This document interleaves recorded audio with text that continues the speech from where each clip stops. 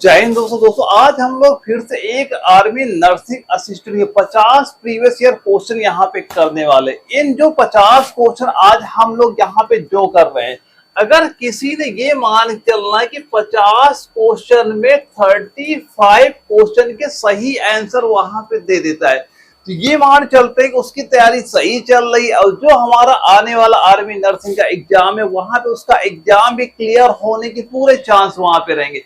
क्योंकि यहाँ पे हम लोग सारे वही क्वेश्चन करेंगे जो आपके आर्मी नर्सिंग के एग्जाम में बार बार रिपीट वहां पे क्वेश्चन होते हैं।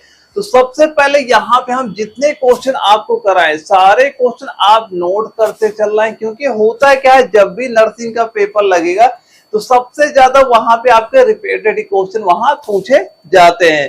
तो यहाँ पे मैं जितने क्वेश्चन कराऊं एक तो ये आपके नोट होने चाहिए और साथ साथ जो मैं आपको पॉइंट भी कराता चलूं ना ये भी सारे आप नोट करते चल रहे। यहीं से आपका जब भी पेपर लगेगा बिल्कुल यहाँ से क्वेश्चन आपको देखने को भी मिल जाएंगे। सबसे पहले हम लोग क्या करेंगे, बायोलॉजी के 15 क्वेश्चन सोल्व करेंगे, यानी हम लोग वैसे ही क्वेश्चन सोल्व करेंगे जैसे कि हमारा पेपर आता है। पहले हम लोग बायोलॉजी करेंगे, फिर केमिस्ट्री करेंगे, फिजिक्स करेंगे, जीके करेंगे, मैथ करेंगे। टोटल जैसा हमारा पेपर आता है सेम वैसे क्वेश्चन हम लोग करेंगे। और टोटल ये 50 क्वेश्चन, जिसने भी 35 क्वेश्चन सही कर लिए मान चलना उसकी तैयारी सही चल रही और उसका एग्जाम 100% क्लियर हो जाएगा। लेकिन हाँ, ये जरूर रखना कि जितने क्वेश्चन आपके सही हो रहे या गलत हो रहे काउंट भी आप करते चलिएगा। तो पहला क्वेश्चन हम लोग आते हैं कि पूछा जा रहा है कि निम्नलिखित में से कौन सा विटामिन रक्त का थक्का जमने में मदद करता है। और इसके 4 ऑप्शन है। पहला है विटामिन ए, दूसरा है विटामिन सी, तीसरा विटामिन डी और चौथा है विटामिन के। तो इसका राइट आंसर कितना हो जाएगा, इसमें जिनका भी आंसर निकल के आ रहा है विटामिन के, राइट आंसर क्या हो जाएगा विटामिन के, यानी कि ऑप्शन नंबर डी हमारा बिल्कुल राइट आंसर आपका हो जाएगा दोस्तों। और ये क्वेश्चन आपको लखनऊ एएमसी में जब आया था, रिलेशन भर्ती वहां पे हुई थी, ये क्वेश्चन कई बार वहां पे रिपीट हुए। क्योंकि होता है क्या है, जो रिलेशन वाला पेपर कभी आपका जेडारो में पूछ लिया जाता है या फिर किसी जेडारो का पेपर रिलेशन में चला जाता है, इसके क्वेश्चन रिपीट बहुत होते हैं वहां पे। बस आप ये सारे क्वेश्चन लिखते चलना, आपके एग्जाम बिल्कुल यहाँ से क्वेश्चन देखने को मिल जाएंगे। और दोस्तों कुछ पॉइंट और हम आपको बता देते हैं जहां से क्वेश्चन आपके पूछे जाते हैं। पहला तो ये जो यहाँ पे विटामिन दिया गया है, तो ये पहला पॉइंट हमें ये बता दीजिए, जो ये विटामिन दिया जा रहा है तो विटामिन की खोज, एक पॉइंट तो ये आप सभी को पता होना चाहिए कि विटामिन की खोज किसने की थी और कब की थी, ये दोनों पॉइंट आपके पता होने, यहाँ से दोनों क्वेश्चन आपके पेपर में पूछे जाते हैं। तो जो विटामिन है, विटामिन की खोज किसने की थी, इनका पूरा नाम नोट कर लीजिए, क्या हो जाएगा कासिमीर, नाम क्या हो जाएगा कासिमीर फंक, इनका पूरा नाम क्या हो जाएगा कासिमीर फंक हो जाता है। और पेपर में पता है डाउट क्या हुआ, ज्यादातर बच्चे केवल फंक याद करते हैं कि विटामिन की खोज किसने की थी, तो फंक सभी को ज्यादातर वहां पता होता है। तो फंक तो आपको पता ही होना चाहिए, कभी कभी वो कासिमीर ही नाम वहां पे लिख के दे देता है। तो इनका जो पूरा नाम है, सबसे पहले तो ये आपको क्लियर होना चाहिए विटामिन की खोज किसने की थी, तो कासिमीर फंक ने विटामिन की खोज वहां पे की थी। और ये खोज कब की थी, तो ये खोज की थी इन्होंने 1912 ईस्वी में। खोज कब की थी, ये की थी 1912 ईस्वी में इन्होंने खोज की थी। और दोस्तों यहाँ पे ये भी क्वेश्चन बनता है कि विटामिन ए का अन्य नाम क्या है, विटामिन बी का अन्य नाम क्या है, सी का अन्य नाम क्या है, यहाँ से भी आपके पेपर में क्वेश्चन पूछा जाता है। तो हम क्या करेंगे, एक एक करके जो जितने भी अपने विटामिन है सभी के नाम नोट करा देते हैं कि इसको क्या बोला जाता है, यहाँ से भी आपके पेपर में क्वेश्चन पूछा जाता है। तो सबसे पहले नाम नोट करिएगा, जो विटामिन ए होता है, पहला एक ये नोट करिए विटामिन ए, और विटामिन ए के बाद विटामिन बी के बाद सी, और विटामिन सी के बाद डी, और डी के बाद ई। यानी कि जो vitamin A B C D E है इनके अन्य नाम क्या है, अब हम लोग इसके बारे में डिस्कस कर लेते हैं। तो दोस्तों जो सबसे पहले दिया गया है विटामिन ए, सबसे पहले दिया गया है विटामिन ए, इसका अन्य नाम क्या हो जाएगा, ये नाम नोट करना रेटिनॉल। इसको क्या बोला जाता है, इसको बोला जाता है रेटिनॉल, रेटिनॉल। और विटामिन बी का अन्य नाम क्या हो जाएगा, ये हो जाएगा आपका थायमीन। इसका अन्य नाम क्या हो जाएगा, थायमीन आपका हो जाएगा। और विटामिन सी का अन्य नाम क्या होता है, एस्कॉर्बिक एसिड, क्या हो जाएगा, ascorbic ascorbic acid, ascorbic acid. और विटामिन डी का क्या हो जाएगा, कैल्सीफेरोल, विटामिन डी का क्या हो जाएगा, कैल्सीफेरोल, कैल्सीफेरोल। और विटामिन ई का क्या हो जाएगा, इसका हो जाएगा, नाम नोट कर लीजिएगा, फाइलोक्विनोन, फाइलोक्विनोन।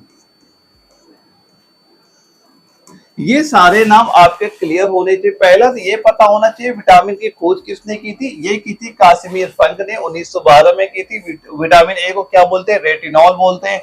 विटामिन बी को थायमीन, विटामिन सी को एस्कॉर्बिक एसिड, विटामिन डी को कैल्सीफेरॉल और ई को क्या बोलते हैं, फाइलोक्विनोन बोला जाता है। सबसे पहले तो ये सारे पॉइंट आपके यहाँ पे क्लियर होने चाहिए। अब इसके बाद हम लोग आ जाते हैं जो हमारा बायोलॉजी का अगला क्वेश्चन है। इसमें पूछा जा रहा है निम्नलिखित में से कौन सा विषाणु वायरस जनित रोग है। इनमें हमें ये बताना है कि विषाणु वायरस से कौन सा रोग हमसे हमारा हो जाता है, ये यहाँ पूछा गया है। और ये क्वेश्चन आपका दानापुर जेडावर में क्वेश्चन पूछा गया था। और इसके 4 ऑप्शन है, पहला है चिकन पॉक्स है, दूसरा है काली खांसी, तीसरा मलेरिया और चौथा है ट्यूबरक्लोसिस। तो इसका राइट आंसर कितना हो जाएगा, इसमें जिनका भी आंसर आ रहा है ऑप्शन ए यानी चिकन पॉक्स, किनका आंसर आ रहा है, चिकन पॉक्स, ऑप्शन नंबर ए हमारा बिल्कुल राइट आंसर यहाँ पे हो जाता है। राइट आंसर क्या हो जाएगा, ऑप्शन ए हमारा बिल्कुल राइट आंसर यहाँ पे हो जाता है। तो विषाणु जनित रोग कौन सा हो जाएगा, वो आपका हो जाएगा चिकन पॉक्स जो होता है, ये आपका विषाणु से रोग आपका ये हो जाता है। और यहाँ पे जो दिया गया है ये ट्यूबरक्लोसिस दिया जा रहा है और इसके साथ साथ जो यहाँ पे काली खांसी दी जा रही है। ये दोनों रोग किससे होते हैं, ये दोनों रोग आपके किससे होते हैं, जीवाणु से। किससे ये दोनों रोग होते हैं, ये रोग आपके होते हैं जीवाणु से। तो यानी कि काली खांसी, ट्यूबरक्लोसिस ये किससे रोग होते हैं, ये आपके जीवाणु से रोग आपके ये हो जाते हैं। और जो ये मलेरिया दिया जा रहा है, मलेरिया किससे होता है, मलेरिया होता है ये प्रोटोजोआ से। मलेरिया किससे रोग होता है, मलेरिया रोग होता है प्रोटोजोआ से। प्रोटोजोआ, मलेरिया किससे होता है, ये प्रोटोजोआ से ये रोग आपका हो जाता है। अब हम कुछ पॉइंट और नोट कर लेते हैं कि कौन सी बीमारी किससे होती है, इंपॉर्टेंट है, यहां से क्वेश्चन हमारे पेपर में पूछा जाता है। तो दोस्तों पहला तो आप ये नोट करिए कि विषाणु से कौन से रोग होते हैं। पहला नोट कर लीजिए विषाणु, पहली हेडिंग डालिए कि विषाणु से कौन कौन से रोग होते हैं। आपको जितने भी रोग याद हो आप कमेंट बॉक्स में जो बताना कि विषाणु से क्या क्या रोग होते हैं। तो अब फिलहाल कुछ हम रोग नोट करा रहे हैं जो आपके विषाणु से रोग होते हैं। तो पहला रोग क्या होता है विषाणु से, विषाणु से हो जाएगा जैसे होता है पोलियो। क्या होता है, जो होता है पोलियो किससे होता है, ये आपका विषाणु जनित रोग होता है। अब पोलियो के बाद जो आपका HIV होता है, HIV किससे होता है, ये भी आपका विषाणु से होता है। और इसके बाद एक नोट करिएगा मिजल्स, एक नोट करिएगा मिजल्स किससे होता है, मिजल्स भी आपका विषाणु से होता है। और एक नोट कर लीजिए इन्फ्लुएंजा, एन क्या हो जाएगा, इन्फ्लुएंजा, इन्फ्लुएंजा ये किससे होता है, ये भी आपका किससे होता है, ये भी हमारा होता है किससे, विषाणु से आपका ये हो जाता है। अब विषाणु अगर हम लोगों ने जान लिया तो ये बताइए जीवाणुओं से कौन कौन से रोग होते हैं। अब हम लोग देखेंगे जीवाणु से क्या क्या रोग यहाँ पे होते हैं। दोस्तों ये सारे पॉइंट नोट करना, यहाँ पे से आपके पेपर में क्वेश्चन जरूर पूछे जाएंगे। तो अब जान लेते हैं जीवाणु से कौन कौन से रोग यहाँ पे होते हैं। तो जीवाणु से एक तो आप ये नोट करिएगा जो प्लेग होता है, एक क्या और नोट करिएगा प्लेग, प्लेग किससे होता है, जीवाणु से होता है। और इसके बाद एक जो कुष्ठ रोग हो जाता है, कौन सा रोग होता है, कुष्ठ रोग होता है, ये भी आपका जीवाणु से होता है। एक नोट करिए जो टाइफाइड होता है, क्या टाइफाइड होता है, टाइफाइड भी किससे होता है, ये भी आपका जीवाणु से होता है। और एक नाम नोट और कर लीजिए वो कौन सा होता है, डिप्थीरिया, डिप्थीरिया, ये डिप्थीरिया किससे होता है, ये भी आपका जीवाणु से आपका ये हो जाता है। ये हो गए विषाणु से, ये हो गए जीवाणु से। अब इसके बाद बताइए कि कवक से कौन से रोग होते हैं। अब हम लोग डिस्कस कर लेते हैं जो कवक बीमारी होती है, कवक से कौन कौन से रोग होते हैं कवक से। तो कवक से दो तीन इंपॉर्टेंट आपके होते हैं जो आपके हो जाते हैं। एक तो नाम नोट करिए, दाद, एक पॉइंट लिखिए दाद। दाद के बाद लिखिए गंजापन, दाद के बाद लिखिए गंजापन। और गंजापन एक और नोट कर लीजिए, पेपर में आता है यह भी, क्या होता है वो एथलीट फुट, क्या हो जाएगा एथलीट फुट। ये सारे जो होते आपके बीमारियों से होते हैं, जीवाणु से क्या क्या होता है, कवक से क्या होता है, विषाणु से क्या होता है, ये सारे पॉइंट हम लोगों ने डिस्कस कर लिए। सारे पॉइंट आप नोट भी कर लीजिएगा, आपके पेपर में यहाँ से बिल्कुल क्वेश्चन आपको देखने को मिल जाएगा। और दोस्तों एक पॉइंट और आप चाहे नोट कर सकते हैं, ये भी पेपर पूछा जाता है जो बीमारियों से होता है। चलिए वो हम आगे वाले क्वेश्चन एक ऐसा और मिलेगा, वहां पे इसको हम करा देंगे। तो ये नोट कर लीजिएगा, विषाणु से क्या होता है, जीवाणु से क्या होता है, कवक से क्या होता है, ये पॉइंट आप बिल्कुल नोट कर लीजिएगा। अब इसके बाद हम लोग देखते हैं कि हमारा अगला क्वेश्चन, किस विटामिन की कमी से स्कर्वी रोग होता है। क्यों होता है, क्या है, जो विटामिन की कमी से भी क्वेश्चन बनता है आपके पेपर में। इस बार तो पेपर जो हमारा हुआ था काफी लेवल का पेपर इस बार पूछा गया था, तो आपको तैयारी भी वैसी करनी कि आपको अगर अपना एग्जाम क्वालिफाई करना है तो टोटल डीप से आपको पढ़ना पड़ेगा, कहाँ क्या होता है, तभी आप अपना एग्जाम वहां पे क्लियर कर पाएंगे। तो इस क्वेश्चन में क्या पूछा जा रहा है, किस विटामिन की कमी से स्कर्वी रोग हो जाता है। और ये क्वेश्चन हमारा जबलपुर जेडारो में आपका पूछा गया था। तो इसका राइट आंसर क्या हो जाएगा, विटामिन सी। क्या हो जाएगा, विटामिन सी। इसका राइट आंसर क्या हो जाएगा, विटामिन सी जिनका आ रहा है वो बिल्कुल राइट आंसर वहां पे हो जाता है। तो स्कर्वी रोग किस विटामिन की कमी से होता है, ये विटामिन सी की कमी से आपका स्कर्वी रोग वहां पे हो जाता है। अब हम लोग ये भी जान लेते हैं कौन से विटामिन से कौन सी कमी से कौन सा रोग आपका हो जाता है। तो सबसे पहले अगर हम बात करते हैं कि विटामिन ए, सबसे पहले हम लोग बात कर लेते हैं किसकी, विटामिन ए की अगर कमी हो जाए। तो विटामिन ए की कमी हो जाए तो कौन सा रोग होता है, तो वो होता है रतौंधी। नोट करिएगा कौन सा रोग होता है, वो हो जाता है रतौंधी, अगर क्या हो विटामिन ए की कमी हो जाए। अब अगला नोट करिए कि अगर विटामिन बी1 की कमी हो जाए तो कौन सा रोग होता है, तो वो आपका होता है बेरी बेरी। कौन सा रोग हो जाता है, वहां पे रोग आपका हो जाता है बेरी बेरी, बेरी बेरी। और कौन सा रोग होता है, एक और रोग लिख लीजिए, क्या होगा, एनीमिया। और कौन सा रोग होता है, वो नाम नोट करिएगा, एनीमिया। और एनीमिया के बाद एक नाम और नोट कर लीजिए, क्या हो जाएगा, पेचिस, पेचिस, पेचिस। ये सारे क्या होता है, विटामिन बी1 की कमी से ये सारे रोग वहां पे हो जाते हैं।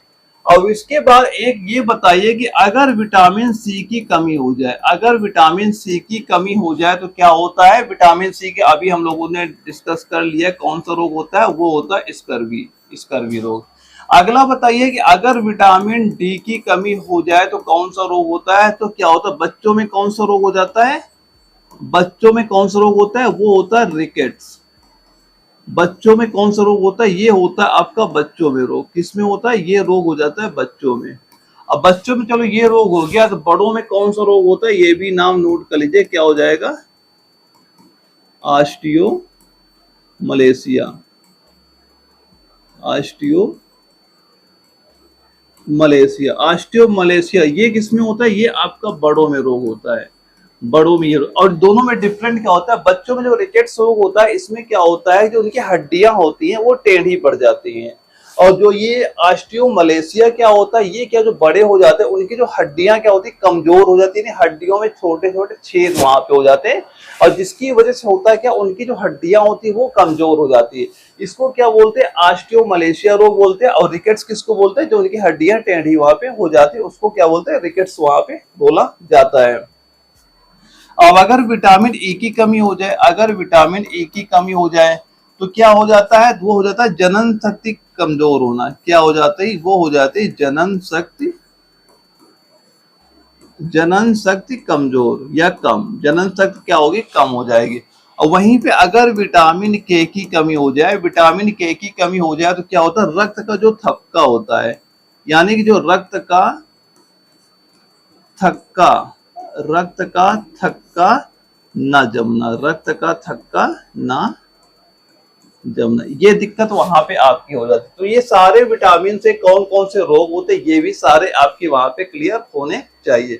और दोस्तों एक बात और मैं आपको बताना चाहूंगा, जो हमारा एप्लीकेशन है एनए वाला, वहां पे दोस्तों हमने आर्मी नर्सिंग असिस्टेंट जो बैच लॉन्च किया है, ये बैच मैं आपको कंप्लीट आपका नवंबर महीने तक मैं करा दूंगा। उसमें क्या होगा, जितने हमारे सब्जेक्ट, चाहे आपका बायोलॉजी हो, फिजिक्स हो, केमिस्ट्री हो, मैथ हो, जीके हो, इनके सभी जो हमारा अभी जो पेपर पूछे जा रहे हैं उसका जो सिलेबस आपका न्यू पैटर्न का है, उसकी सारी क्लासें हमारी वहां पे स्टार्ट होंगी, जहां पे आपको सभी सब्जेक्ट के यानी कि जितने भी हमारे टॉपिक होते हैं उनके पॉइंट टू पॉइंट आपको क्वेश्चन कराए जाएंगे। सारा कुछ पहले आपको वो समझाया जाएगा, पूरी जो क्लास होगी और उसकी जो क्लास की पीडीएफ होगी वो भी हम आपको वहां पे प्रोवाइड कराते हैं, ताकि आपको जो वहां पे नोट्स होते हैं उसके जो मेन मेन पॉइंट होते हैं वो आप वहां पे भूले ना और बड़ी आसानी से अपने नोट्स भी वहां पे तैयार कर सके। तो अगर आपने ये बैच ज्वाइन नहीं किया तो बैच को ज्वाइन बिल्कुल कर लेना। अगर आपको आर्मी नर्सिंग का वहां पे एग्जाम क्लियर करना है, अपना जो एप्लीकेशन है आप प्ले स्टोर में सर्च करेंगे, जैसे एनए वाला लिख के सर्च करेंगे, क्या लिख के सर्च करेंगे, जैसे आप प्ले स्टोर में एनए वाला आप जैसे लिख के सर्च करेंगे ये एप्लीकेशन ओपन हो जाएगा। इसको आप जैसे इंस्टॉल करेंगे तो ये जो पहली स्लाइड आपकी ओपन हो जाएगी, इसमें आप बैच ज्वाइन कर लेंगे। यहाँ पे सारी क्लासें आपकी लाइव क्लासें भी चलेंगी और जितने भी क्वेश्चन यहाँ पे कराए जाएंगे, इसके बाहर आपका कोई क्वेश्चन वहां पे नहीं जाएगा। और इसकी खास बात एक तो ये रहेगी, इसमें मैं आपको एक ग्रुप भी ऐड करूंगा व्हाट्सएप का, जहां पे क्या हो, जितने बच्चे आर्मी नर्सिंग वाले तैयारी कर रहे हैं वो सारे बच्चे वहां पे ज्वाइन होंगे और आपस में डिस्कस भी वहां पे करेंगे अगर कोई उनका डाउट होता है वहां पे।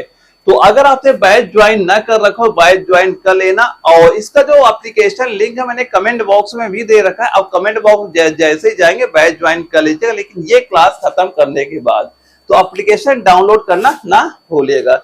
अब हम लोग देखते हैं जो हमारा अगला क्वेश्चन है, इसमें क्या पूछा जा रहा है कि निम्नलिखित में से कौन सा रोग कवक के कारण होता है। अभी हमने सारे रोग वहां पे लिखे थे, क्योंकि जो हमारी बीमारियों से क्या होता है क्वेश्चन कई बार हमारे पेपर पूछा जाता है। अब ये क्वेश्चन हमारा जयपुर जेडारो में पूछा गया था। तो निम्नलिखित में से कौन सा रोग है जो कवक के कारण से होता है। कवक से अभी हमने क्या डिस्कस किया था, जो दाद रोग होता है वो किससे होता है, कवक से होता है। तो इसका राइट आंसर क्या हो जाएगा, ऑप्शन नंबर बी हमारा बिल्कुल राइट आंसर आपका हो जाता है। और दोस्तों एक बार हम लोग रिवीजन कर लेते हैं, यहाँ से क्या होता है बीमारी वाले पॉइंट होते हैं, हमारा रिवीजन भी हो जाएगा ताकि हम जल्दी भूले ना। तो आप लोग भी कमेंट बॉक्स से जरूर बताते चलिएगा। तो सबसे पहले ये बताइए कि जो कवक होता है, कवक से कौन सी बीमारियां होती हैं। सबसे पहले ये बताइए कवक से कौन कौन सी बीमारियां हो जाती हैं। तो इसके पहले मैंने क्या क्या बताया था, एक तो मैंने आपको बताया था जो दाद होता है, दाद किससे होता है, कवक से होता है।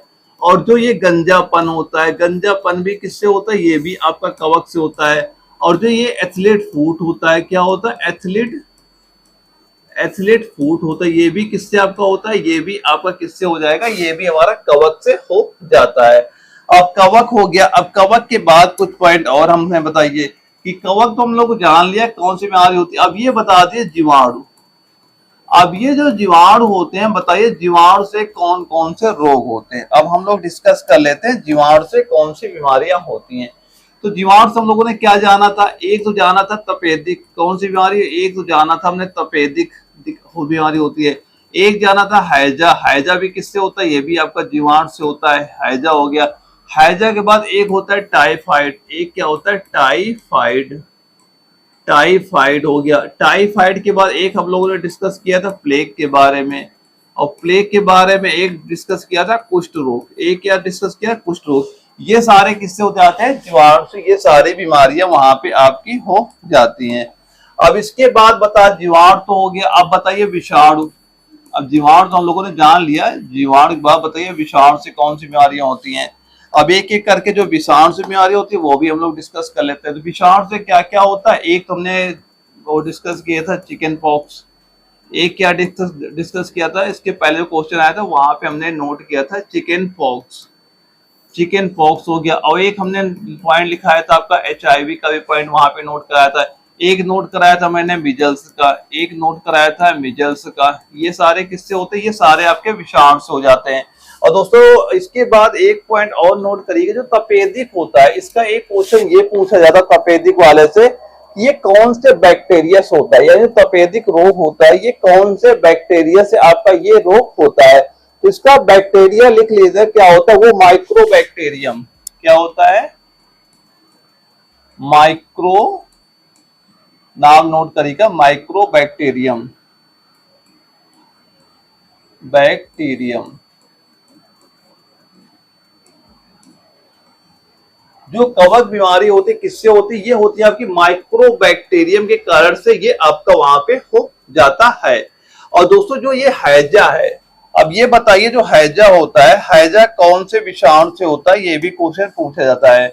हैजा होता है कौन से विषाणु से होता है? इसका विषाणु का नाम नोट कर लेना, क्या होता है? नहीं, ये हैजा जीवाणु से होता है। हैजा किससे होता है? जीवाणु से। तो ये बताइए हैजा कौन से जीवाणु से होता है? जीवाणु का नाम बताइए हैजा वाला।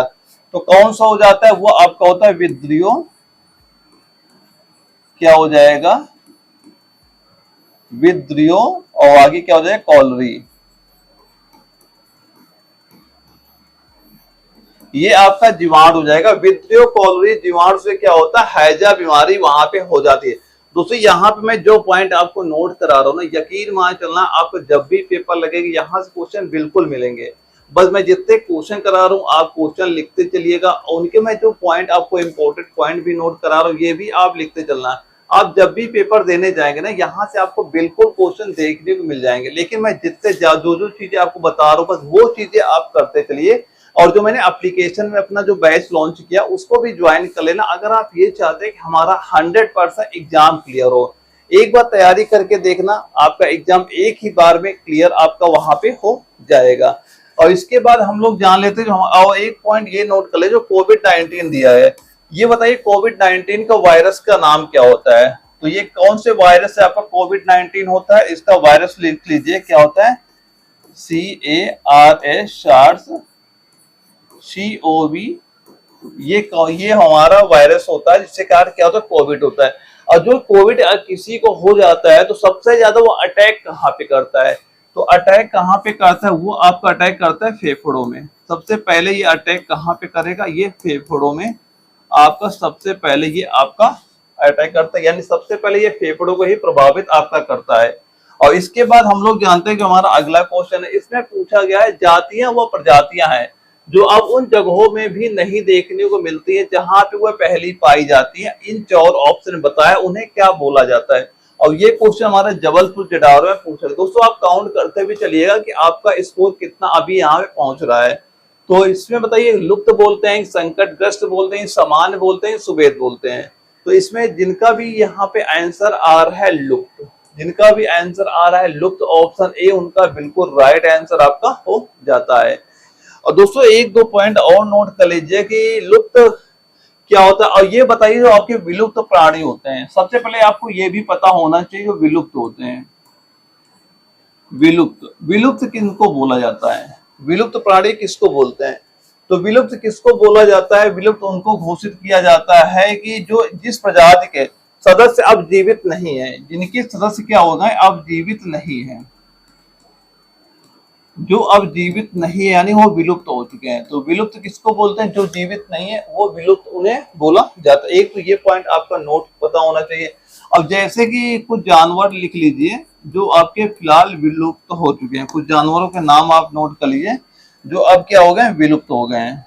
जैसे कि आप एग्जाम्पल लिख लीजिए, जैसे कि आपका एक डोडो था। डोडो क्या है? इस समय आपका विलुप्त हो गया है, डोडो हो गया। और इसके बाद गुलाबी सिर वाली जो बतख रहती थी पहले, कौन सी बतख थी? जो गुलाबी सिर वाली,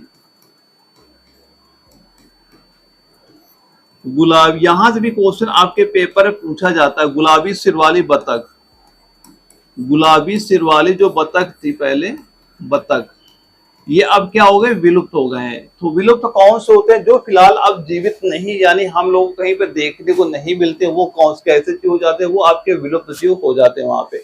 अब जैसे जो डोडो था ये आपको देखने को नहीं मिलता है, गुलाबी सिर वाली बतख थी ये भी अब आपको देखने को नहीं मिलती है।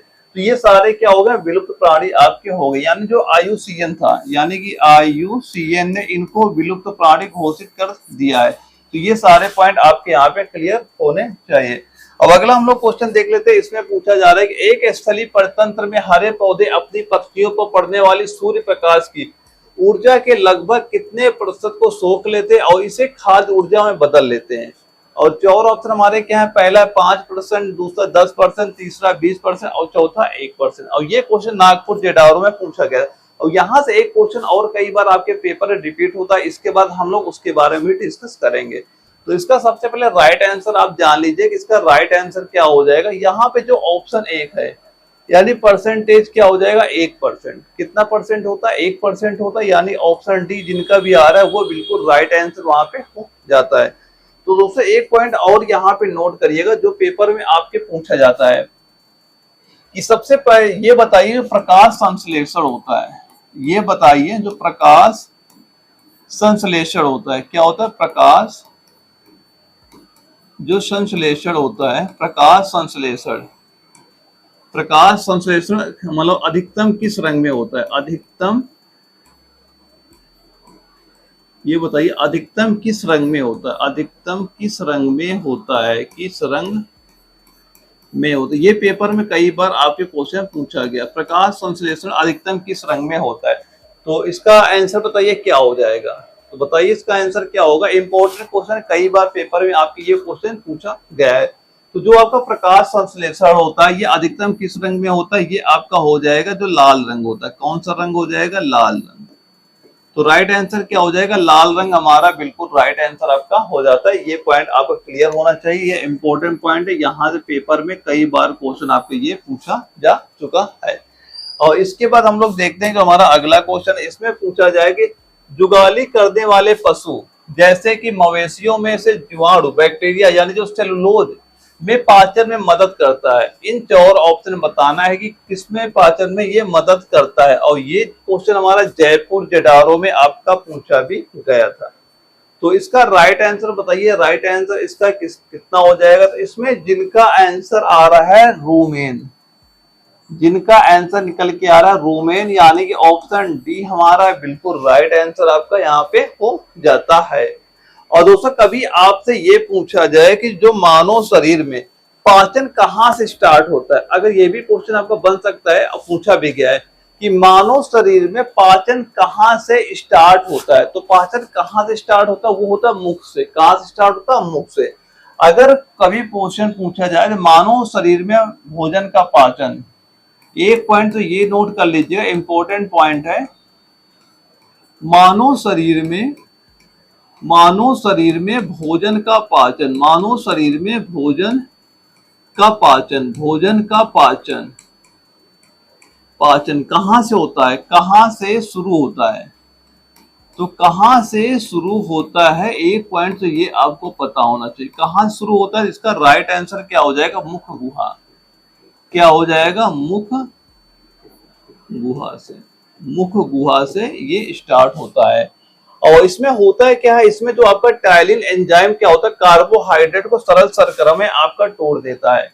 यानी क्या करता है, जो आपका टाइलिन एंजाइम होता है, ये टाइलिन एंजाइम करता है क्या, जो आपका एंजाइम होता है ये कार्बोहाइड्रेट को सरल शर्करा में तोड़ देता है। क्योंकि जो मानव शरीर में जो मुख होता है उसमें जो लार होती है उसमें कौन सा एंजाइम पाया जाता है, उसमें आपको जो टाइलिन एंजाइम पाया जाता है। ये भी क्वेश्चन इंपॉर्टेंट है, ये भी पूछा जाता है कि जो मानव के जो लार होती है, लार में आपका कौन सा एंजाइम होता है, तो वहां पे आपका टाइलिन एंजाइम आपका पाया जाता है। और दोस्तों एक पॉइंट और नोट कर लीजिएगा, ये भी इंपॉर्टेंट होता है कि अगर आपसे कभी ये पूछा जाए कि प्रोटीन का पाचन कहाँ पे होता है मानव शरीर में, अगर पूछा जाए कभी आपसे कि जो प्रोटीन होता है, प्रोटीन का पाचन, प्रोटीन का पाचन कहाँ पे होता है, इसका पाचन कहाँ से होता है, अमाशय से। पाचन कहाँ से होता है, इसका पाचन आपका होता है अमाशय से। पाचन कहाँ से होता है, अमाशय से आपका होता है।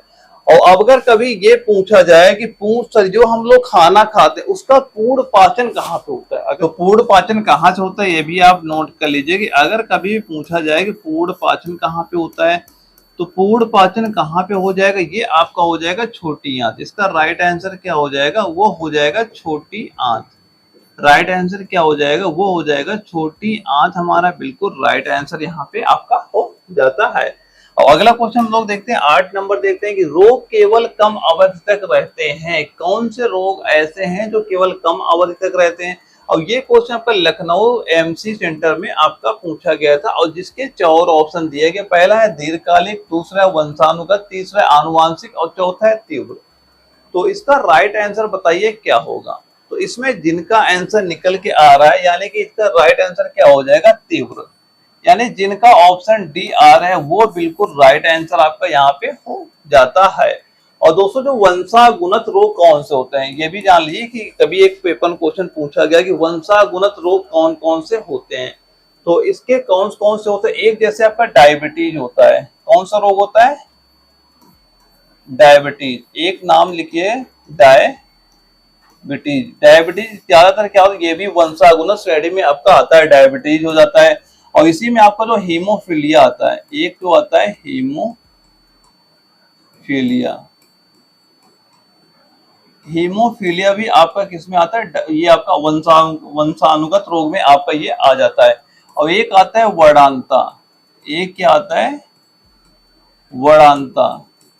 ये सारे किसमें आ जाते हैं, ये सारे आपके वंशागुणित रोग होते हैं। यानी कि अगर आपकी फैमिली में किसी को ये बीमारियां हैं, तो हो सकता है उस फैमिली में जो भी बच्चे होंगे उनके भी चांस होते हैं कि ये जो बीमारियां होंगी उनपे भी ये सारी देखने को वहां पे मिलती हैं। ये सारी जो बीमारियां आपकी देखने को मिल जाती है। और दोस्तों एक बात और हम लोग रिवीजन कर लेते हैं, ये बताइए जीवाणु से कौन से रोग होते हैं। बताइए जीवाणु से कौन कौन से रोग होते हैं। 2 बार मैंने ये क्वेश्चन करा दिया, इसका क्वेश्चन किसी गलत नहीं होने, सारे रटने चाहिए, क्योंकि यहाँ से आपके पेपर में क्वेश्चन हमेशा पूछा जाता है। तो जीवाणु से कौन कौन से रोग होते हैं, जल्दी जल्दी हम लोग डिस्कस कर लेते हैं। तो एक तो क्या होता है, जो टीबी रोग होता है। कौन सा रोग होता है, एक नाम नोट करिए, टीबी किससे होता है, जीवाणु से होता है। और जो प्लेग होता है, प्लेग किससे होता है, जीवाणु से होता है। और एक हैजा हो जाता है, हैजा किससे होता है, जीवाणु से होता है, हैजा हो जाएगा। और हैजा के बाद जो टिटनेस होता है, क्या हो जाएगा, जो टिटनेस होता है ये भी किससे होता है, आपका जीवाणु से हो जाता है। और क्या होता है, जो डिप्थीरिया होता है, क्या हो जाता है, जो डिप्थीरिया, डिप्टीरिया होता है, ये भी किससे होता है, ये भी आपका जीवाणु से हो जाता है। और जैसे कोढ़ होता है, जैसे हम लोग कुष्ठ बोलते हैं, क्या बोलते हैं, कोढ़ बोलो कुष्ठ बोलो एक ही, ये सारे किससे आपके जीवाणु से हो जाते हैं। ये सारे आपके रटे होने चाहिए, आपको अगर पेपर क्लियर करना है तो सारे के सारे पॉइंट आपके एक एक दिमाग में छपने चाहिए वहां पे। और अगला हम लोग क्वेश्चन देख लेते हैं, इससे पूछा गया मानव रक्त का पीएच कितना होता है। दोस्तों ये क्वेश्चन अगर पेपर कभी पूछा था, ये आपके ऑप्शन पे डिपेंड करता है। जब क्वेश्चन ये आपका नागपुर जडावरा में पूछा गया तो ये 4 ऑप्शन वहां पे दिए। ये क्वेश्चन कई बार आपके पेपर पूछा भी जा चुका है। ये सारे क्वेश्चन जो होते हैं ना, ये ऑप्शन पे आपके डिपेंड होते हैं। तो मानव रक्त का पीएच मान कितना होता है, यहाँ पे जो आपका 7.4 दिया गया है, जिनका ऑप्शन ए आ रहा है उनका बिल्कुल राइट आंसर वो हो जाएगा। क्योंकि जो मानव का रक्त का जो पीएच मान होता है, ये आपका किसके बराबर होता है, ये आपका 7.35 से लेके 7.45 के बीच में आपका ये हमेशा होता है। तो यहाँ आप देख रहे हैं 7.4 दिया गया है, तो ये किसके बीच में होता है। हो सकता है कोई ऑप्शन आपको अगला पेपर में क्वेश्चन बने, वहां पे आपको 7.35 देते, तब भी आपको यही राइट आंसर आपका हो जाएगा। क्योंकि जो मानव रक्त का पीएच मान होता है, ये आपको 7.35 से लेकर 7.45 के बीच में हमेशा आपका होता है, ये आपको पता होना चाहिए। और दोस्तों यहाँ पे कुछ बात तो और हम लोग जान लेते हैं, जो मानव का रक्त होता है, ये तो सब ज्यादा तो सभी को पता होगा कि जो मानव का ब्लड होता है, मानव के ब्लड में क्या क्या होता है। तो मानव के ब्लड में क्या क्या होता है ये तो सभी को ज्यादा पता होगा। एक तो क्या होता है, प्लाज्मा। एक क्या होता है, एक तो क्या होता है, प्लाज्मा हो जाता है। और प्लाज्मा के बाद क्या होता है, रक्त कणिकाएं होती हैं। प्लाज्मा के बाद क्या होता है, इसमें रक्त कणिकाएं। प्लाज्मा के बाद क्या होता है, इसमें एक क्या होती है, रक्त कणिकाएं। क्या पाई जाती है, रक्त कणिकाएं पाई जाती हैं। और जो रक्त कणिकाएं कौन कौन सी होती है ये भी सभी को पता होगा। जैसे कि आरबीसी जो होती है, ये भी रक्त कणिकाएं, आरबीसी हो गया और डब्ल्यूबीसी हो गया। और जो प्लेटलेट्स होती हैं, यानी जो क्या होती है, जो प्लेटलेट्स होती है, ये सारी क्या होती है, रक्त कणिकाएं आपकी ये हो जाती है। और एक पॉइंट और याद करिए, जो आपका ये ब्लड होता है, क्या होता है, जो ब्लड होता है, ब्लड में क्या पाया जाता है, ब्लड में एक जो होता है हीमोग्लोबिन। हीमोग्लोबिन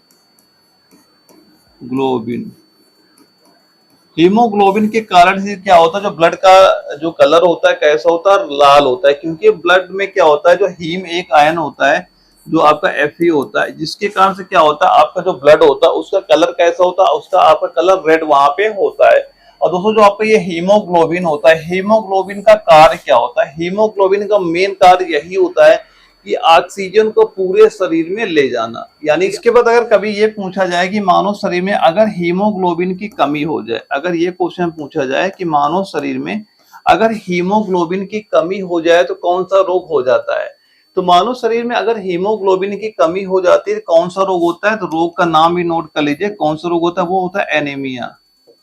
कौन सा रोग होता है, वो हो जाएगा एनीमिया रोग, वहां पे हो जाता है। कौन सा रोग होता है, एनीमिया रोग वहां पे हो जाता है कि अगर क्या होता है, हीमोग्लोबिन की कमी हो जाती है मानव के रक्त में। तो ये सारे पॉइंट आपके इसके क्लियर यहाँ पे होने चाहिए।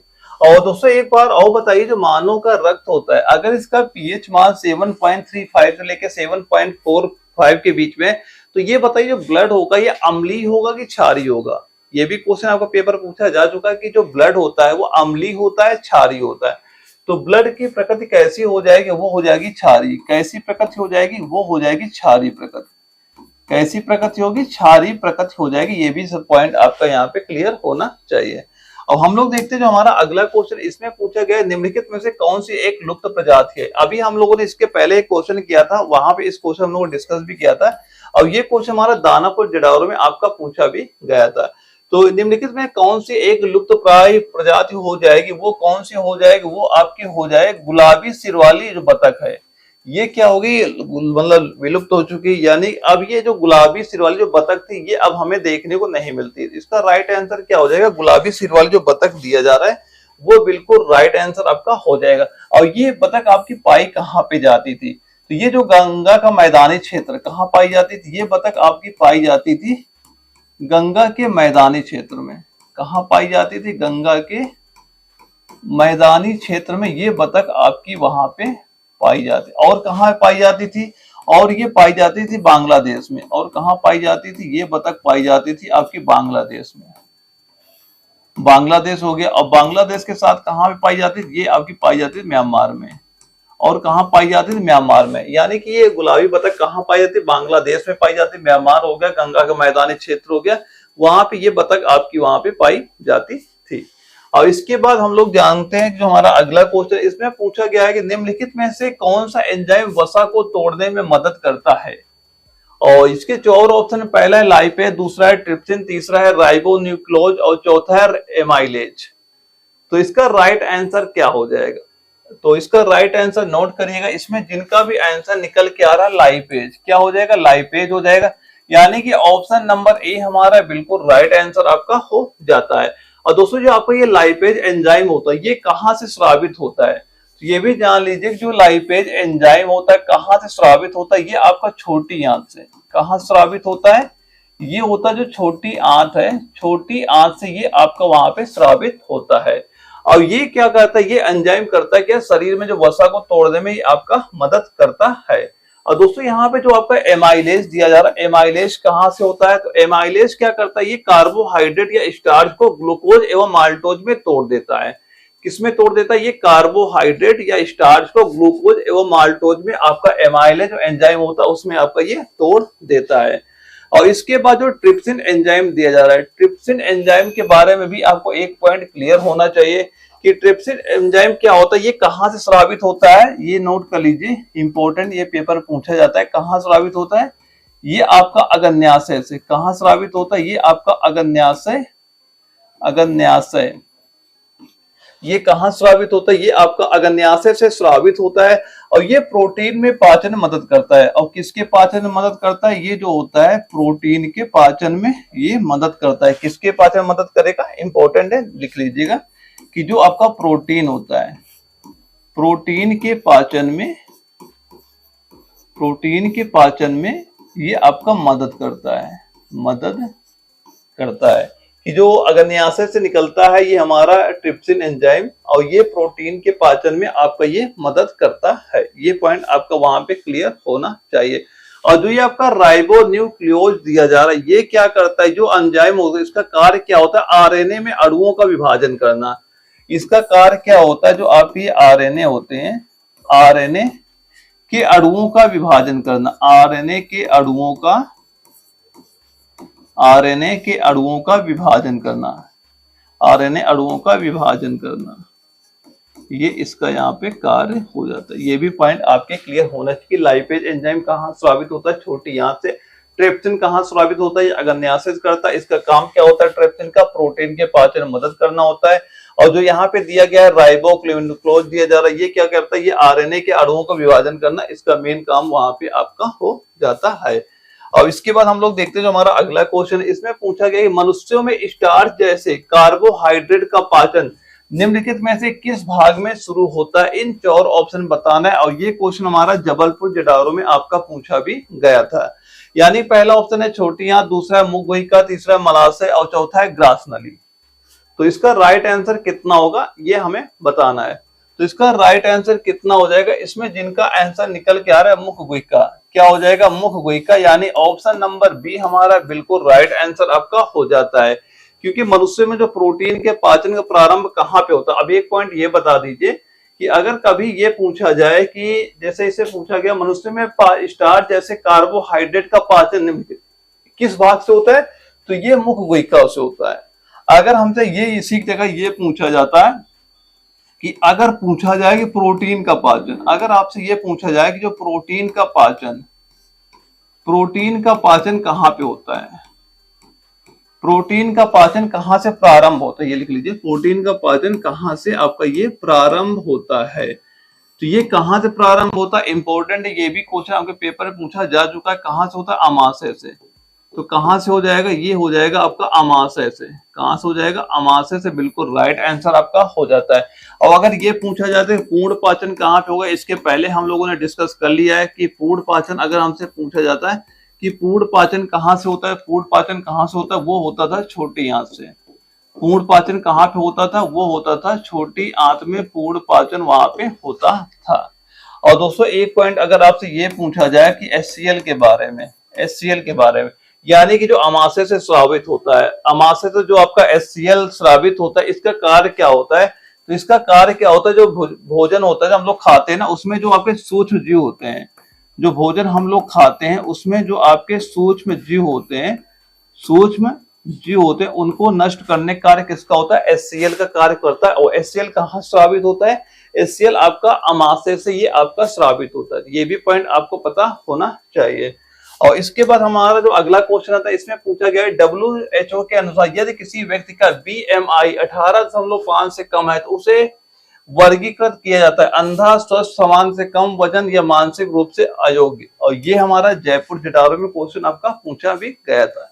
तो इसका राइट आंसर क्या हो जाएगा, तो राइट आंसर नोट करिएगा दोस्तों, क्या हो जाएगा, समान से कम वजन, समान से कम वजन। और ये जो आपका BMI का फुल फॉर्म क्या होता है, ये आपका फुल फॉर्म नोट कर लें। B से क्या हो जाएगा, बॉडी, B से हो जाएगा बॉडी, और M से क्या हो जाएगा, मास, और M से क्या हो जाएगा, M से हो जाएगा मास,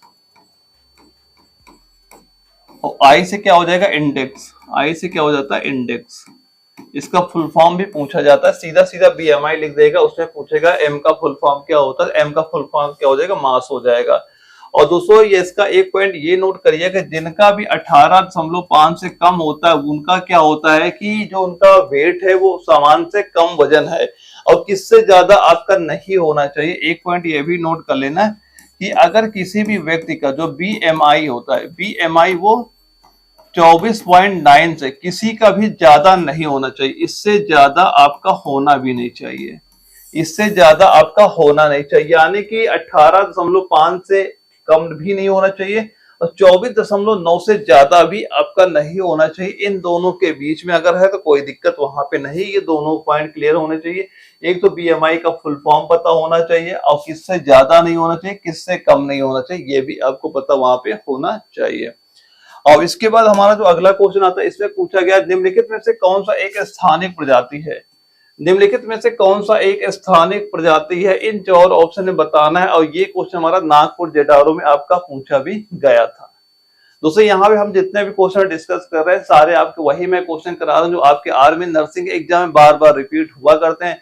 तो आप ये सारे क्वेश्चन बिल्कुल नोट करते चलना, आपके एग्जाम में यहाँ से 100% क्वेश्चन भी आपको वहां पे देखने को मिल जाएंगे। इसके बाद हम लोग देखते हैं कि इसका राइट आंसर कितना हो जाएगा। इसमें जिनका भी आंसर यहाँ पे सी आ रहा है, यानी क्या आ जाएगा, निकोबारी कबूतर। क्या हो जाएगा, निकोबारी कबूतर, यानी ऑप्शन सी हमारा बिल्कुल राइट आंसर आपका हो जाएगा। कि स्थानिक प्रजाति कौन सी हो जाएगी, वो आपकी निकोबारी कबूतर हमारी स्थानिक प्रजाति आपकी हो जाती है। और ये स्थानिक ये कहाँ पाई जाती है, ये भी आप नोट कर लेना, ये कहाँ पाई जाती है, ये भारत के, ये कहाँ पे पाई जाती है, ये भारत के कहाँ कहाँ, भारत में कहाँ कहाँ पाई जाती है, जो आपका अंडमान हो गया,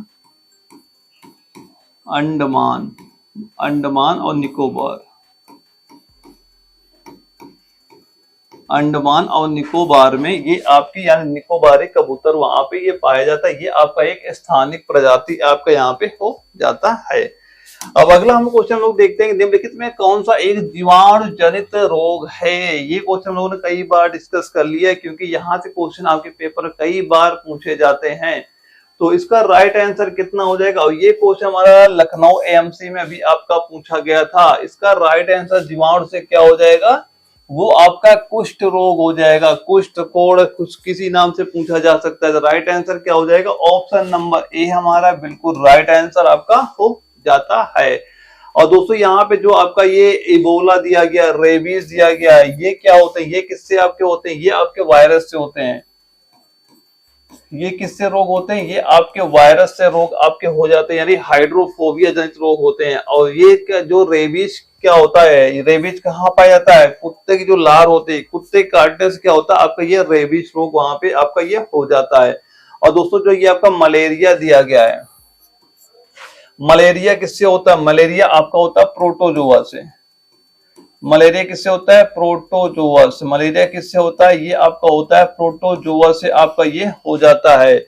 और इसके बाद प्रोटोजोआ से होता है। और किस अगर मच्छर पूछा जाता है प्रोटोजोआ में, अगर ये तो सभी को पता है कि प्रोटोजोआ से होता है। अगर ये पूछा जाए किस मच्छर से होता है, तो मच्छर का नाम क्या हो जाएगा, वो आपका हो जाएगा एनाफिलीज मच्छर। क्या हो जाएगा, तब हमारा राइट आंसर हो जाएगा मादा, मादा एनाफिलीज, मादा एनाफिलीज।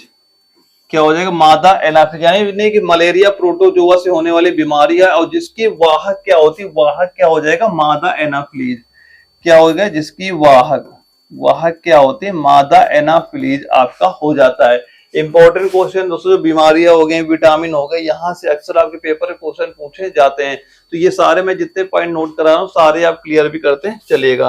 अब बताइए, यहाँ से हमारा केमिस्ट्री स्टार्ट हो जाता है। केमिस्ट्री हम लोग 15 क्वेश्चन यहाँ पे अब डिस्कस करने वाले हैं। पहला क्वेश्चन बताइए, सौर ऊर्जा भंडारण क्षमता वाली मोमबत्तियां और पैराफिन बनाने के लिए 20 कार्बन परमाणु से बना कौन सा असंतत एलिफेटिक हाइड्रोजन उपयोग किया जाता है। इन 4 ऑप्शन में बताना है कि राइट आंसर हमारा क्या हो जाएगा। और ये दानापुर जडारो में क्वेश्चन आपका पूछा भी गया था। तो इसका दोस्तों आप टोटल काउंट भी करते चलना कि आपका स्कोर यहाँ पे क्या पहुंच रहा है। तो जिनका भी स्कोर ये मान चलना कि 35 क्वेश्चन तक पहुंच जाता है, उनका एग्जाम बिल्कुल क्लियर वहां पे हो जाएगा। तो इसका राइट आंसर क्या हो जाएगा, वो हो जाएगा ऑक्टेन। क्या हो जाएगा, ऑक्टेन। ऑप्शन नंबर डी हमारा बिल्कुल राइट आंसर आपका हो जाता है। क्योंकि दोस्तों जो आपका ये ऑक्टेन होता है किस में आता है, ये आपका एल्केन श्रेणी में आता है। जो ऑक्टेन होता है ये किस में आता है, पहला पॉइंट तो ये जानिए किस में आता है, ये आपका एल्केन श्रेणी में आता है। एल्केन श्रेणी में आपका ये आता है। एक पॉइंट ये आपको पता होना चाहिए। अब एल्केन श्रेणी का सामान्य सूत्र क्या होता है, वो होता है CN, क्या होता है CnH2n और +2। ये आपका एल्केन श्रेणी का सामान्य सूत्र होता है। अगर ये ऑक्टेन का पूछा जाए सूत्र क्या होता है, इसका भी नोट कर लेना। क्या होता है C20 और H42, C20 और H42। ये किसका हो जाएगा, ऑक्टेन का आपका ये सामान्य सूत्र वहां पे आपका ये हो जाता है। और इसके बाद कभी भी अगर आपसे यही मेन पॉइंट यही याद करिएगा कि अगर आपसे पूछा जाए एल्केन श्रेणी का ये है और ये पूछा जाता है कि एल्केन श्रेणी जो होती है इसका सामान्य सूत्र क्या होता है, ये पॉइंट आपको हमेशा क्लियर वहां पे होना चाहिए। और ऑक्टेन का सामान्य सूत्र क्या होता है C20 H42। आपका ये ऑक्टेन का सामान्य सूत्र आपका यहाँ पे हो जाता है। और अगला हम लोग क्वेश्चन देखते हैं। इससे पूछा गया निम्नलिखित में से उस प्रक्रिया को पहचान कीजिए जिसमें रासायनिक अभिक्रिया शामिल नहीं है। इन चारों ऑप्शन बताइए कौन सी रासायनिक अभिक्रिया आपकी नहीं है। और ये क्वेश्चन हमारा नागपुर जटावरा में वहां पूछा गया था। तो इसका राइट आंसर क्या हो जाएगा, राइट आंसर नोट करिएगा जो यहाँ पे नेल पॉलिश रिमूवर का शीतलन प्रभाव, ये कैसी, ये आपकी रासायनिक अभिक्रिया नहीं है।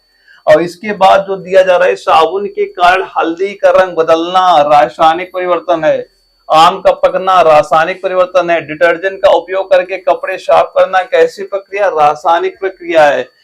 और क्योंकि होता है क्या है, इसमें क्या होता है, कोई ना कोई अभिक्रिया इनमें शामिल होती है, इस वजह से क्या होता है, ये सारे सारे आपके रासायनिक प्रक्रिया वहां पे आपके ये हो जाती है। तो ये सारे पॉइंट आपके क्लियर होने चाहिए, क्योंकि आपका जब भी पेपर लगेगा ना, रासायनिक कौन सी क्रिया है कौन सी नहीं, ये पेपर में पूछा जाता है। तो उस समय जो एग्जाम्पल है ना, ये सारे बहुत काम वहां पे आपके आने वाले हैं।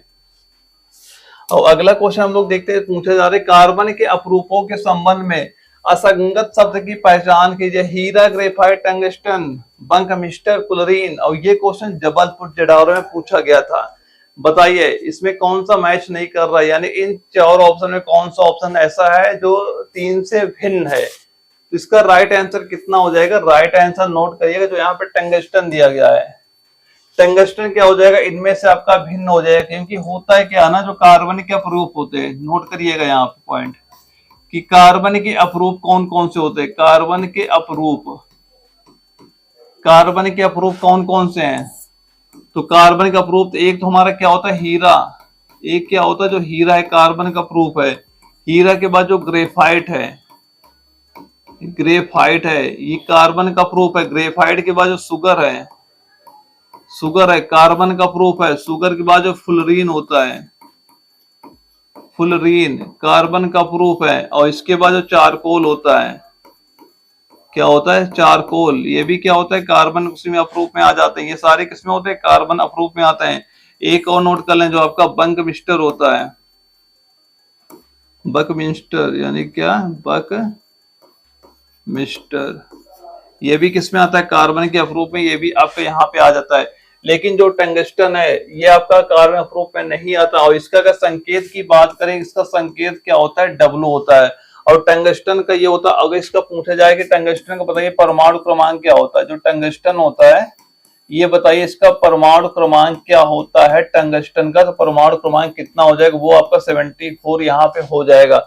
और टंगस्टन का अगर ये पूछा जाए कि इसका उपयोग बताइए, टंगस्टन का उपयोग कहाँ कहाँ पे होता है, तो टंगस्टन का उपयोग कहाँ कहाँ पे होता है, जो आपके प्रकाश बल्ब होते हैं, कहाँ पे यूज होता है, प्रकाश बल्ब। एक पॉइंट तो ये नोट करिए, प्रकाश बल्ब में इसका उपयोग किया जाता है।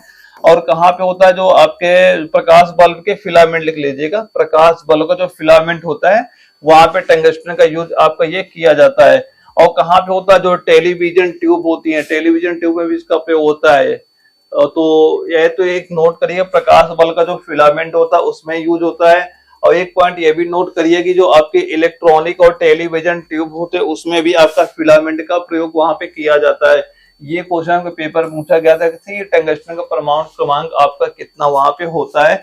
और कार्बन के अपरूप भी याद रखिएगा, यहाँ से भी आपके पेपर में क्वेश्चन जरूर पूछा जाएगा। और अगला हमारा क्वेश्चन आता है, परमाणु क्रमांक को निरूपित करने के लिए हेनरी मोसले ने किस प्रतीक का उपयोग किया था। तो ये तो सभी को पता होगा कि किस कौन सा प्रतीक था, वो आपका जेड था, यानी कि ऑप्शन नंबर डी हमारा बिल्कुल राइट आंसर, वो बिल्कुल सही हो जाएगा। दरअसल होता है क्या है, किसी परमाणु के नाभिक जो प्रोटॉनों की कुल संख्या होती है, प्रोटॉनों की कुल संख्या उसका परमाणु क्रमांक होता है। तो परमाणु क्रमांक क्या होता है, कुल जो प्रोटॉनों की संख्या होती है वही क्या होता है, वही हो जाता है परमाणु क्रमांक आपका हो जाता है। ऑप्शन नंबर डी हमारा बिल्कुल राइट आंसर यहाँ पे हो जाएगा। और क्षारीय मृदा धातुओं के परमाणु क्रमांक के अनुसार निम्नलिखित में से कौन सा सही क्रम है। इन और ऑप्शन बताना है कि किसका क्रम वहां पे सही चल रहा है। और ये क्वेश्चन जयपुर जटावरा में पूछा गया था, क्योंकि जो क्षारीय धातुएं होती है, मृदा धातुएं होती है, यहाँ से आपके पेपर हमेशा क्वेश्चन पूछा जाता है। तो इसका राइट आंसर कितना हो जाएगा, इसमें जिनका भी आंसर आ रहा है ऑप्शन बी, यानी कि ये कैसी हो जाएंगी, ये हो जाएंगी आपकी क्षारीय मृदा धातुओं के परमाणु क्रमांक के अनुसार निम्नलिखित में कौन सा सही क्रम हो जाएगा। तो ऑप्शन बी हमारा बिल्कुल राइट आंसर आपका हो जाता है। और दोस्तों अगर कभी ये पूछा जाए कि ये कौन सी किस ब्लॉक में आती है, ये किस ब्लॉक में आएंगे, ये आपकी एस ब्लॉक में आती है। किस ब्लॉक में आती है? एस ब्लॉक में आती है। और अगर कभी वर्ग पूछा जाए कौन सा वर्ग होता है, तो वर्ग इनका हो जाएगा दूसरा वर्ग यहाँ पे हो जाता है। और दोस्तों अगर कभी ये पूछा जाए, जो यहाँ पे दिया जा रहा है, क्या दिया गया है, जो हमारा ये बेरिलियम दिया गया, मैग्नीशियम है, कैल्शियम है और ये स्ट्रोंशियम है और ये बेरियम है, अगर इनका कभी ये पूछा जाए कि ये बताइए इनका परमाणु क्रमांक क्या क्या यहाँ पे होता है, तो सारे परमाणु क्रमांक नोट कर लेना जो आपके आते हैं एस ब्लॉक वर्ग 2 में जो आते हैं, सभी के परमाणु क्रमांक नोट कर लेना। कि जो बेरियम होता है, सबसे पहले नोट करिए, बेरियम होता है, इसका परमाणु क्रमांक क्या होता है, इसका आपका हो जाएगा 4, इसका कितना हो जाएगा 4 हो जाएगा। और जो मैग्नीशियम दिया जा रहा है, मैग्नीशियम का परमाणु क्रमांक कितना हो जाएगा 12 हो जाएगा। और जो ये कैल्शियम दिया जा रहा है, कैल्शियम कितना हो जाएगा 20 हो जाएगा, कैल्शियम परमाणु क्रमांक 20 हो जाएगा। और जो ये स्ट्रोंशियम दिया जा रहा है, स्ट्रोंशियम कितना हो जाएगा 38 हो जाएगा। और जो यहाँ पे बेरियम दिया जा रहा है, इसका कितना हो जाएगा, ये आपका 88 हो जाएगा। परमाणु क्रमांक भी याद कर लीजिएगा, क्योंकि परमाणु क्रमांक से भी आपके पेपर में क्वेश्चन यहाँ से पूछे जाते हैं। इनके सभी के परमाणु क्रमांक भी आपके पता होने चाहिए। और अगला क्वेश्चन हमारा आता है, पीने के पानी की बोतलें और कई अन्य घरेलू सामान बनाने में प्रयुक्त होने वाली कठोर प्लास्टिक में निम्नलिखित में से कौन सा रासायनिक यौगिक मौजूद होता है? इन 4 ऑप्शन में बताना है कि हमारा राइट आंसर क्या होगा। और ये भी क्वेश्चन आपका नागपुर जटारो में आपका पूछा भी गया था, तो इसका राइट आंसर नोट कर लेना। इसका राइट आंसर कितना हो जाएगा? जिनका भी आंसर आ रहा है बिस्फेनॉल, क्या आ रहा है bisphenol, option B number B हमारा बिल्कुल राइट आंसर आपका हो जाता है। और इसके अन्य नाम क्या होते हैं? इसके अन्य नाम क्या क्या होता है? इसको हम लोग बोलते हैं क्रोम एलम के नाम से भी जानते हैं, यानी इसको क्रोम एलम, क्रोम एलम के नाम से भी आपका जाना जाता है। इसके बाद क्रोमियम, इसके बाद क्रोमियम, क्रोमियम के नाम से भी ये आपका जाना जाता है। और वहीं पे अगर कभी ये पूछा जाता है कि ये बताइए इनका रासायनिक सूत्र क्या हो जाता है, तो ये भी नोट करिएगा, क्या हो जाए कि CrSO2 इंटू 12H2O, ये इनका रासायनिक सूत्र आपका ये यहाँ पे हो जाता है। और दोस्तों यहाँ पे जो ये हेक्टाफ्लोर दिया जा रहा है, जो हेक्टाक्लोर दिया जा रहा है, ये हेक्टाक्लोर होता है क्या है दोस्तों? ये क्या होता है, ये 1960 और 1970 के दशक में, 1970 के दशक में, 1970 के दशक में होता क्या था, जो फसलों में जो दीमक उमक लगते थे ना, जो पहले क्या होता है 1960 1970 के दशक में क्या था, जो आपको ये हेक्टाक्लोर दिया जा रहा है, इसकी मतलब इसका यूज दवाइयों के रूप में किया जाता था। यानी जो खेत होते, जो खेत में आपकी चींटियां लग जाती थी या फिर उसमें जो दीमक लग जाते थे, उसको उनको मारने के लिए, उनको नष्ट करने के लिए किसका प्रयोग किया था? हेक्टाक्लोर का प्रयोग उस समय वहां पे किया जाता था। यानी अब तो ये फिलहाल इसका यूज कम हो गया है, लेकिन 1960-70 दशक में बहुत ज्यादा इसका यूज वहां पे किया जा रहा था। और इसके बाद हम लोग देखते हैं जो हमारा आज का अगला क्वेश्चन है, इसमें क्या पूछा जा रहा है कि निम्नलिखित रसायनों में मेथिल क्लोराइड के रासायनिक सूत्र की पहचान कीजिए। इन 4 ऑप्शन में बताना है कि किसका जो मेथिल क्लोराइड कौन सा यहाँ पे है। और ये क्वेश्चन हमारा लखनऊ एएमसी सेंटर में पूछा भी गया था। तो इसमें जिनका भी राइट आंसर यहाँ पे आ रहा है CH3Cl, यानी कि मेथिल क्लोराइड का रासायनिक सूत्र क्या हो जाएगा? CH3Cl बिल्कुल राइट आंसर वहां पे हो जाता है। और दोस्तों यहाँ पे कुछ पॉइंट और नोट कर, जो आपका ये CH4 दिया जाए, ये किसका होता है? ये आपका मेथेन का है। ये किसका सूत्र दिया गया? ये आपका मेथेन का सूत्र दिया जा रहा है। और इसके बाद जो C2H6 दिया जा रहा है, ये किसका रासायनिक सूत्र है? ये आपका हो जाएगा C2H6 किसका होता है? ये आपका एसिटिलीन का होता है। ये किसका हो जाएगा? एसिटिलीन किसका हो जाएगा? ये हो जाएगा एसिटिलीन का ये सूत्र वहां पे हो जाता है। और C2H2 जो दिया जा रहा है, ये किसका हो जाता है? ये नहीं, C2H6 किसका हो जाएगा? C2H6 जो होता है ये आपका एथेन का होता है, सही कर लेना, ये उल्टा लग गया, ये होता है एथेन का। ये किसका होता है? ये हो लिख लेना एथेन का। ये किसका होता है? ये होता है एथेन का होता है। और C2H2 जो यहाँ पे दिया जा रहा है, C2H2 दिया जा रहा है, ये किसका होता है? ये होता है एथीन के बोला जाए, एथीन बोला जाए, चाहे तो बोला जाए एसिटिलीन, चाहे तो बोला जाए एसिटिलीन, एसिटिलीन इसमें हो जाएगा ये। तो जो C2H6 होता है ये आपका एथेन का सूत्र हो जाता है, CH4 मेथेन का होता है, और जो C2H2 होता है ये एथीन बोला जाए या एसिटिलीन बोला जाए, उसका ये रासायनिक सूत्र आपका यहाँ पे हो जाता है। रासायनिक सूत्र से भी आपके पेपर में क्वेश्चन पूछा जाता है। और अगला हमारा क्वेश्चन आता है कि उस तत्व की पहचान कीजिए जिसका परमाणु क्रमांक 7 है। तो बताइए परमाणु क्रमांक 7 किसका है इन चारों में। और ये दानापुर जेडावरा में क्वेश्चन पूछा भी गया था।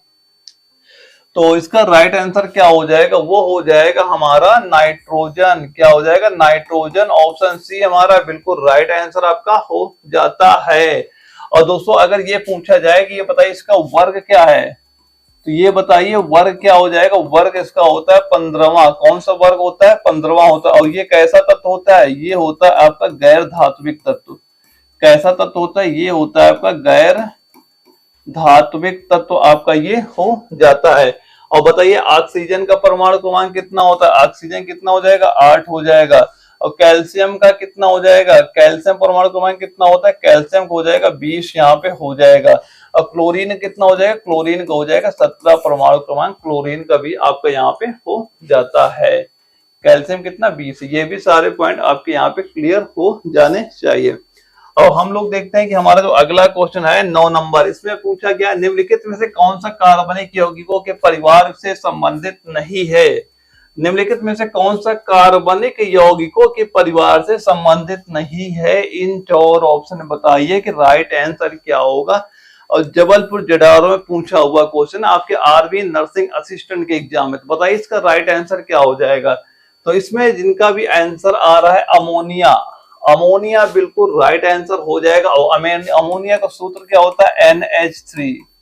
अमोनिया का सूत्र क्या होता है, NH3। यानी कि निम्नलिखित में से कौन सा कार्बनिक यौगिकों के परिवार से संबंधित नहीं है, तो क्या हो जाएगा, अमोनिया यानी NH3 आपका बिल्कुल राइट आंसर आपका हो जाएगा। और दोस्तों कभी आपसे पूछा जाए जो नोनेन दिया जा रहा है, नोनेन का रासायनिक सूत्र क्या होता है, नोट करिए क्या होता है, C9H20।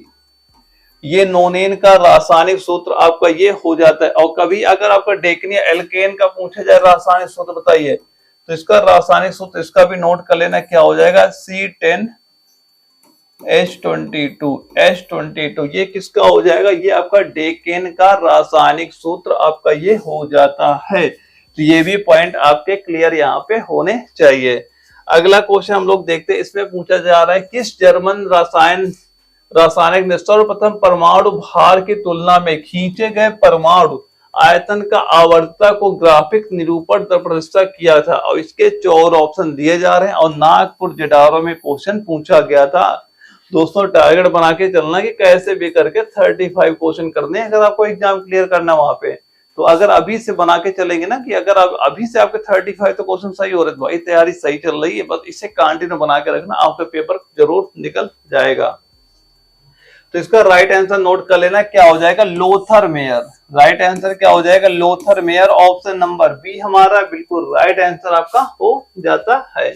अब इसके बाद हम लोग देखते हैं जो हमारा अगला क्वेश्चन है, इसमें पूछा जा रहा है कि एस्पिरिन के कारण किस रसायन का संश्लेषण संधानिन हो जाता है। दोस्तों ये क्वेश्चन थोड़े हो सकते हैं आपको मतलब हार्ड लग रहे हो, लेकिन आपका जब भी पेपर लगेगा ना, यकीन मान चलना आपके पेपर में ऐसे क्वेश्चन आपको देखने मिलेंगे। तो ऐसे क्वेश्चन आपको पता होना बहुत जरूरी है। और ये सारे क्वेश्चन आप नोट भी करते चलना ताकि आपको प्रैक्टिस भी होती चलेगी पेपर में कैसे क्वेश्चन पूछ जाते हैं। और दोस्तों अगर आपने अभी तक जो अपना एप्लीकेशन में जो हमने बैच लॉन्च किया नहीं लिया है, तो वो जरूर ले लेना। यकीन मान चलना उसमें सारा सिलेबस आपका कवर कराया जाएगा, कैसे क्वेश्चन पूछे जाए सारा कुछ आपको बताया जाएगा। और एप्लीकेशन का लिंक भी मैंने कमेंट बॉक्स में आपको दे रखा, उसे ज्वाइन जरूर कर लीजिएगा। तो इसका राइट आंसर कितना हो जाएगा इसका। और ये क्वेश्चन हमारा जयपुर जेडावरा में आपका पूछा भी गया था। तो इसका राइट आंसर नोट करिएगा, जिनका आंसर आ रहा है यहाँ पे प्रोस्टोलिन जो दिया जा रहा है, ऑप्शन डी हमारा बिल्कुल राइट आंसर आपका हो जाता है। और दोस्तों इसमें होता क्या है, यानी जो हमारा दिया गया प्रोस्टाग्लैंडिन जो दिया जा रहा है, इसमें होता है कि मानव शरीर में जो आपका सूजन होता है, दर्द होता है और बुखार पैदा करने के लिए आपका जिम्मेदार होता है। ये किसके लिए जिम्मेदार होता है, ये जिम्मेदार आपका होता है जैसे बुखार हो गया या दर्द हो गया या पैरों में सूजन आ जाती है, उसके लिए आपका ये जिम्मेदार हो जाता है। और जो ये आपका एस्पिरिन होता है, इसका कार्य क्या होता है, इससे क्या होता है, दर्द या बुखार में क्या होता है, राहत दिलाने के लिए काम करता है। यानी एस्पिरिन किस काम आता है, एस्पिरिन ये काम आता है जिससे किसी को दर्द हो गया या बुखार हो जाएगा तो ये उसके काम आता है और ये इसके लिए जिम्मेदार होता है। यही दोनों पॉइंट में ये बात यहाँ पे कर रहा है और ये हमारे जयपुर जडारो में क्वेश्चन पूछा भी गया था। और अगला हमारा क्वेश्चन आता है 12 नंबर आता है। इसमें पूछा जा रहा है निम्न में से कौन सा एक खाद्य परिरक्षक नहीं है, यानी कि 4 जो प्रेस्क्रिप्टिव दिया जा रहा है कौन सा इसमें नहीं है। इन 4 ऑप्शन में हमें बताना है कि कौन सा राइट आंसर आपका हो जाएगा।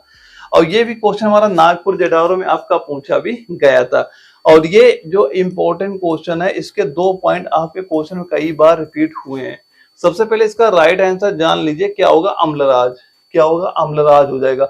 और इसका राइट आंसर क्या हो गया, ऑप्शन नंबर सी हमारा बिल्कुल राइट आंसर आपका हो जाएगा। और दोस्तों जो ये आपका अम्लराज ही है ना, इससे आपके पेपर में ज्यादा क्वेश्चन रिपीट बहुत होता है। सबसे पहले तो ये बता दीजिए आपको ये अम्लराज होता है, ये बताइए अम्लराज होता है किसका मिश्रण होता है, किसका ये मिश्रण होता है। तो जो अम्लराज आपका होता है ये आपका HCl और इसके साथ साथ आपका HNO3 का मिश्रण होता है, यानी कि इनके अनुपात क्या होता है, 3:1 का होता है। इसे क्या बोला जाता है, इसे ही अम्लराज कहा जाता है, इसे ही अम्लराज कहा जाता है। अब ये बताइए इसे अम्लराज क्यों कहा जाता है, यानी कि इसका रीजन क्या है जो इसे अम्लराज कहा जाता है। तो इसका रीजन दोस्तों एक ही याद करिएगा कि ये क्या करता है, जो आपका स्वर्ण होता है, यानी कि जो सोना होता है स्वर्ण होता है, और इसके साथ साथ जो आपका प्लेटिनम होता है, और जो क्या होता है प्लेटिनम, जो होता है प्लेटिनम होती है, ये इनको भी पिघला देता है। यानी सोना हो गया, प्लेटिनम हो गया, इनको भी ये पिघला देता है। इसी वजह से क्या कहते हैं, इसको अम्लराज यहाँ पे आपका ये बोला जाता है।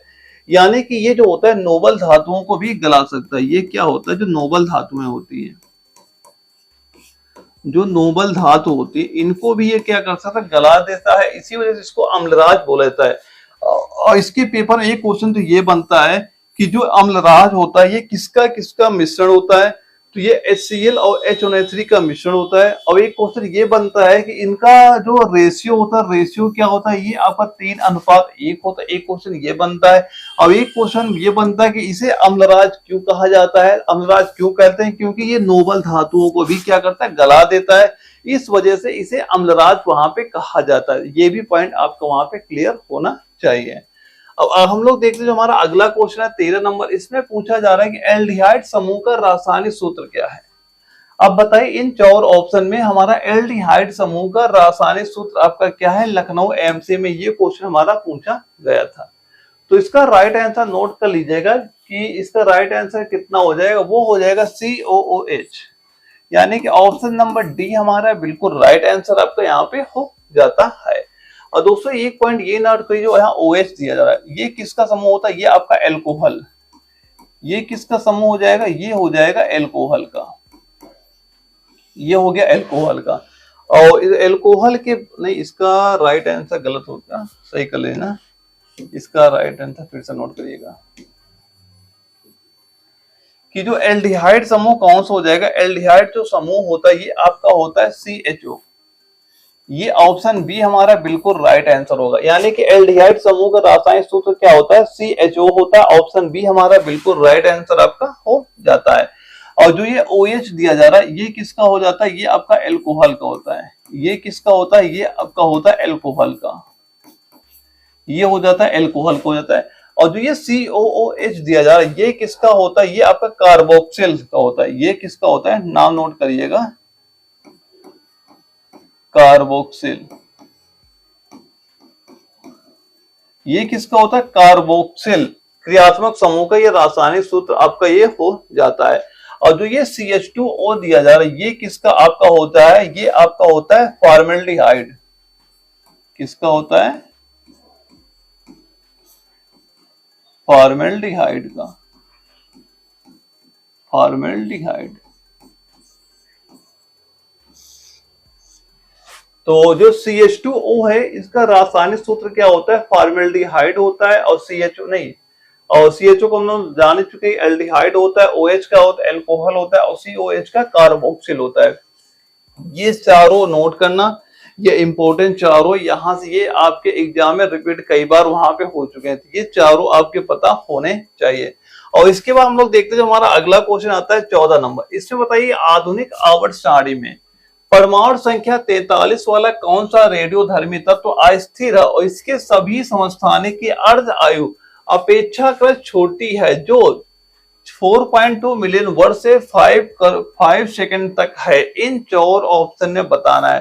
दोस्तों यहाँ से आपके पेपर में 3-4 क्वेश्चन और बनते हैं, वो उसमें भी सारे आपको बताने वाला हूँ, वो भी पॉइंट आप जरूर नोट करिएगा। तो सबसे पहले इसका राइट आंसर नोट कर लेना। इसका राइट आंसर क्या हो जाएगा, वो हो जाएगा आपका जो दिया गया ट्रिग्नेटियम दिया गया, ऑप्शन ए हमारा बिल्कुल राइट आंसर आपका हो जाता है।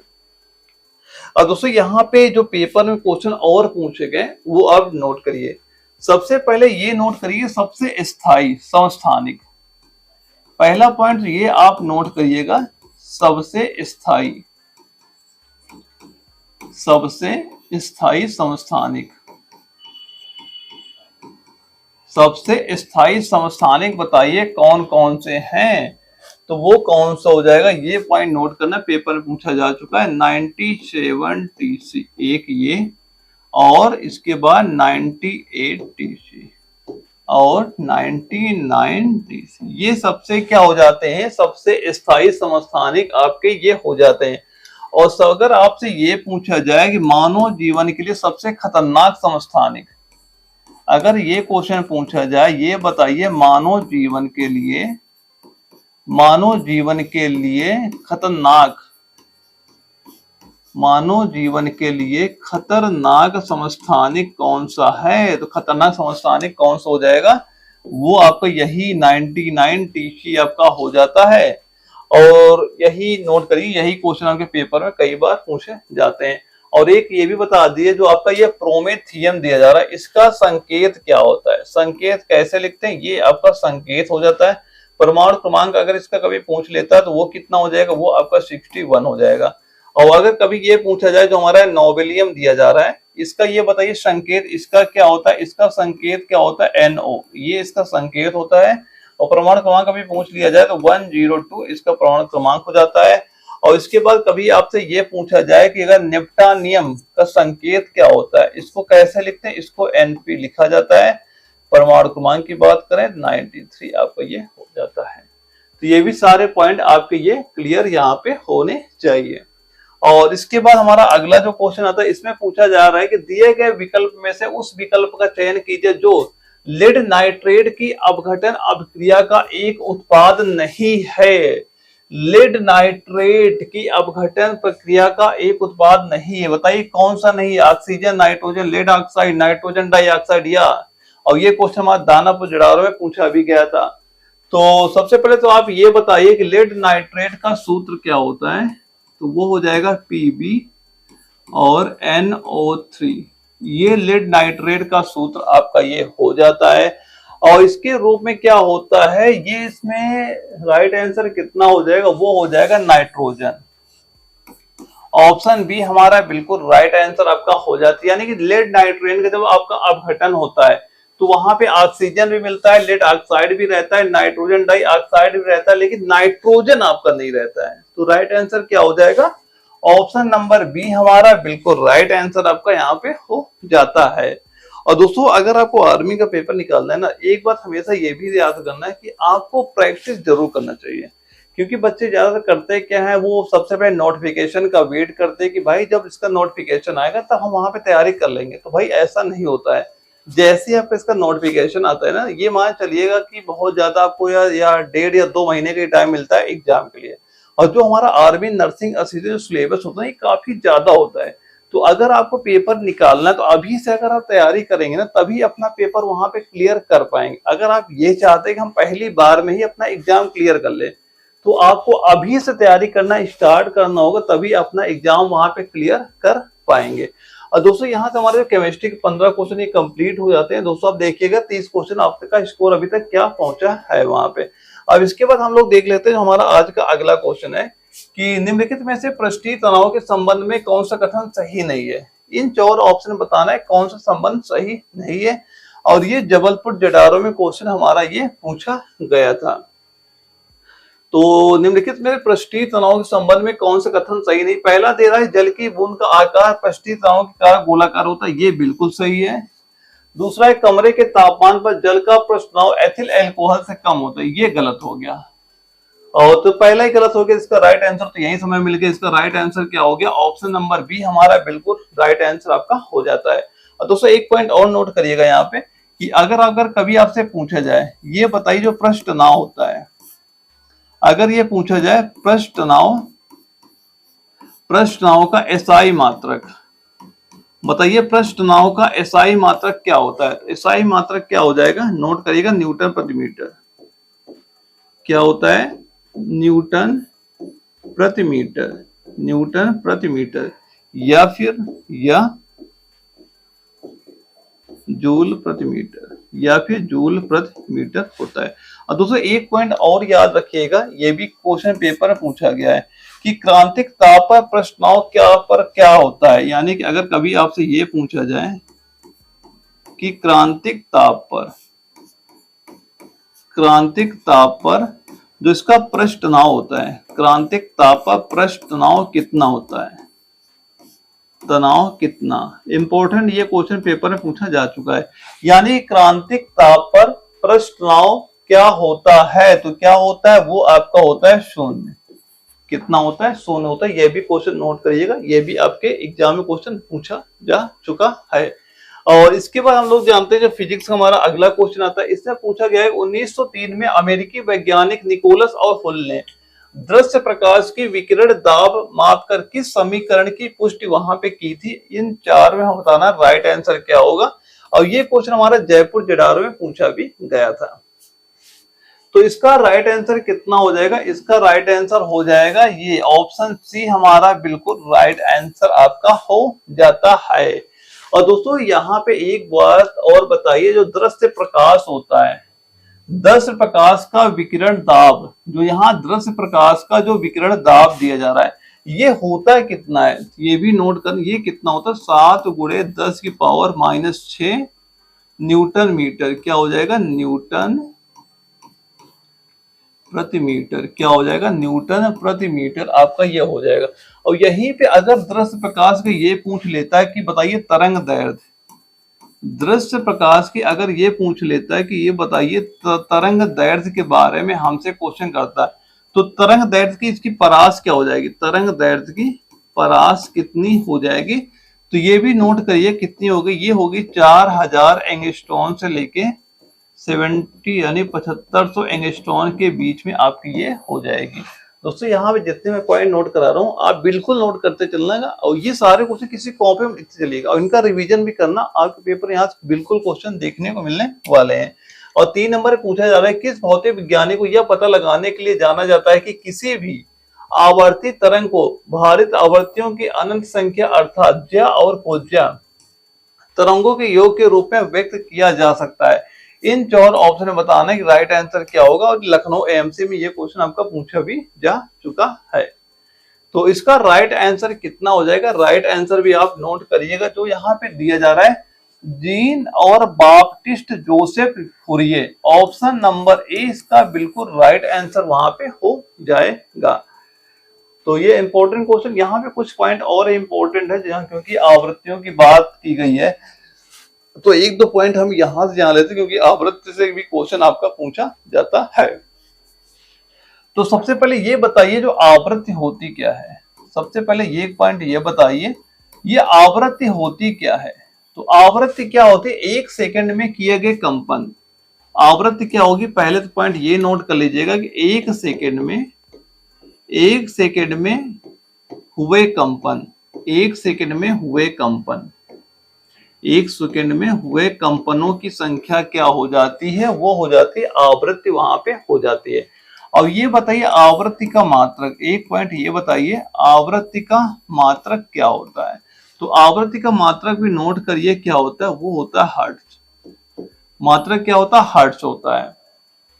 और अगर कभी आपसे ये पूछा जाए कि अगर ये बताइए कि 1 हर्ट्ज बराबर क्या होता है, यानी कि 1 हर्ट्ज किसके बराबर होता है, ये आपको होता है कंपन प्रति सेकंड। क्या हो जाएगा, ये हो जाएगा कंपन प्रति सेकंड। और कभी आपसे ये पूछा जाए 1 किलो हर्ट्ज किसके बराबर होता है, तो वो आपका 1000 हर्ट्ज के भी बराबर हो जाता है। लेकिन आवृत्ति के बारे में ये 2 पॉइंट क्लियर होना चाहिए। और मात्रक आपका कई बार क्वेश्चन रिपीट आपका पेपर में भी हो चुका है। और इसके बाद हम लोग देखते हैं जो हमारा फिजिक्स का अगला क्वेश्चन है 4 नंबर है। इसमें पूछा जा रहा है कूलाम नियम के लिए निम्नलिखित में से कौन सा विकल्प सही है, और जिसके 4 ऑप्शन हमारे यहाँ पे दिए जा रहे हैं। तो बताइए कूलाम के नियम से कौन सा विकल्प सही है, और ये नागपुर जडारो में क्वेश्चन हमारा पूछा गया था। तो इसका राइट आंसर क्या हो जाएगा, इसका हो जाएगा निम्नलिखित में कौन सा विकल्प सही है। तो पहला है केवल विपरीत आवेशों के लिए मान्य है, बिल्कुल गलत। ना तो बिंदु आवेश और ना ही वितरित आवेश के लिए मान्य, ये भी गलत हो जाएगा। और केवल बिंदु आवेश के लिए मान्य, ये हमारा सही हो जाएगा। यानी कि ऑप्शन नंबर सी बिल्कुल राइट आंसर यहाँ पे हमारा हो जाता है। और दोस्तों अगर कभी ये पूछा जाए कि जो विद्युत आवेश होता है, विद्युत आवेश का मात्रक बताइए, ये एग्जाम में कई बार क्वेश्चन आपके बन चुका है। कभी आपसे पूछा जाए कि विद्युत आवेश, जो ये विद्युत आवेश का एसआई मात्रक क्या होता है, विद्युत आवेश का एसआई मात्रक क्या होता है, कूलाम। हमेशा याद रखिएगा, इंपॉर्टेंट क्वेश्चन आपका ये हो जाता है। तो विद्युत आवेश का मात्रक क्या होता है, कूलाम। आपका बिल्कुल राइट आंसर आपका हो जाता है। तो इसका राइट आंसर क्या हो गया, ऑप्शन नंबर जो हमारा सी दिया गया, ये बिल्कुल राइट आंसर हमारा हो जाता है। और अगला क्वेश्चन हमारा आता है 5 नंबर आता है। इसमें पूछा जा रहा है कि 1834 में किसने एक नियम प्रस्तावित किया था जिसके अनुसार प्रवाह में परिवर्तन से प्रेरित विद्युत धारा परिवर्तन उत्पन्न करने वाले प्रभाव का प्रतिरोध करती है। और इन 4 ऑप्शन में बताना है किसने ये नियम प्रतिपादित वहां पे किया था 1834 में। तो इसका राइट आंसर कितना हो जाएगा ये बताइए। तो राइट आंसर कितना हो जाएगा, जिसका हो जाएगा जो दिया गया है हेनरिक फ्रेडरिक लेंज। क्या दिया जा रहा है, जो ऑप्शन बी हमारा दिया गया, ये बिल्कुल राइट आंसर हमारा हो जाता है। और दोस्तों यहाँ पे कुछ पॉइंट नोट करिए जो आपके एग्जाम में कई बार पूछे गए हैं। अगर ये विद्युत धारा की यहाँ पे बात की जा रही है, तो सबसे पहले तो ये बताइए विद्युत धारा का एसआई मात्रक। सबसे पहले पॉइंट बताइए कि विद्युत धारा का एसआई मात्रक क्या होता है। एक तो पॉइंट ये बताइए एसआई मात्रक क्या होता है, ये हो जाएगा आपका एम्पियर। एसआई मात्रक क्या होता है, एम्पियर। नोट करिएगा, एसआई मात्रक क्या हो जाएगा, एम्पियर आपका हो जाएगा। और दोस्तों अगर ये पूछा जाता कि विद्युत धारा जो है ये किससे मापी जाती है, विद्युत धारा आपकी मापी किससे जाती है, विद्युत धारा किससे ये आपकी मापी जाती है। तो किससे मापी जाती, ये मापी जाती है आपके एमीटर से। किससे मापी जाएगी, एमीटर से। एमीटर से ये आपकी मापी जाएगी। अब ये बताइए दोस्तों जो आपका ये एमीटर होता है, एमीटर होता है ये किस श्रेणी में लगता है। तो एक पॉइंट ये याद रखिए, एमीटर जो होता है हमेशा श्रेणी क्रम में होता है। किस में होता है, ये आपका हमेशा श्रेणी क्रम में आपका ये होता है। एक पॉइंट तो ये आप याद रखिएगा। और अगर आपसे ये पूछा जाए कि 1 एम्पियर किसके बराबर होता है, अगर पूछा जाए 1 एम्पियर किसके बराबर होता है, ये होता है 6.25 इंटू 10 की पावर 18 इलेक्ट्रॉन, 18 इलेक्ट्रॉन प्रति सेकेंड, 18 इलेक्ट्रॉन प्रति सेकेंड के बराबर आपका ये हो जाएगा।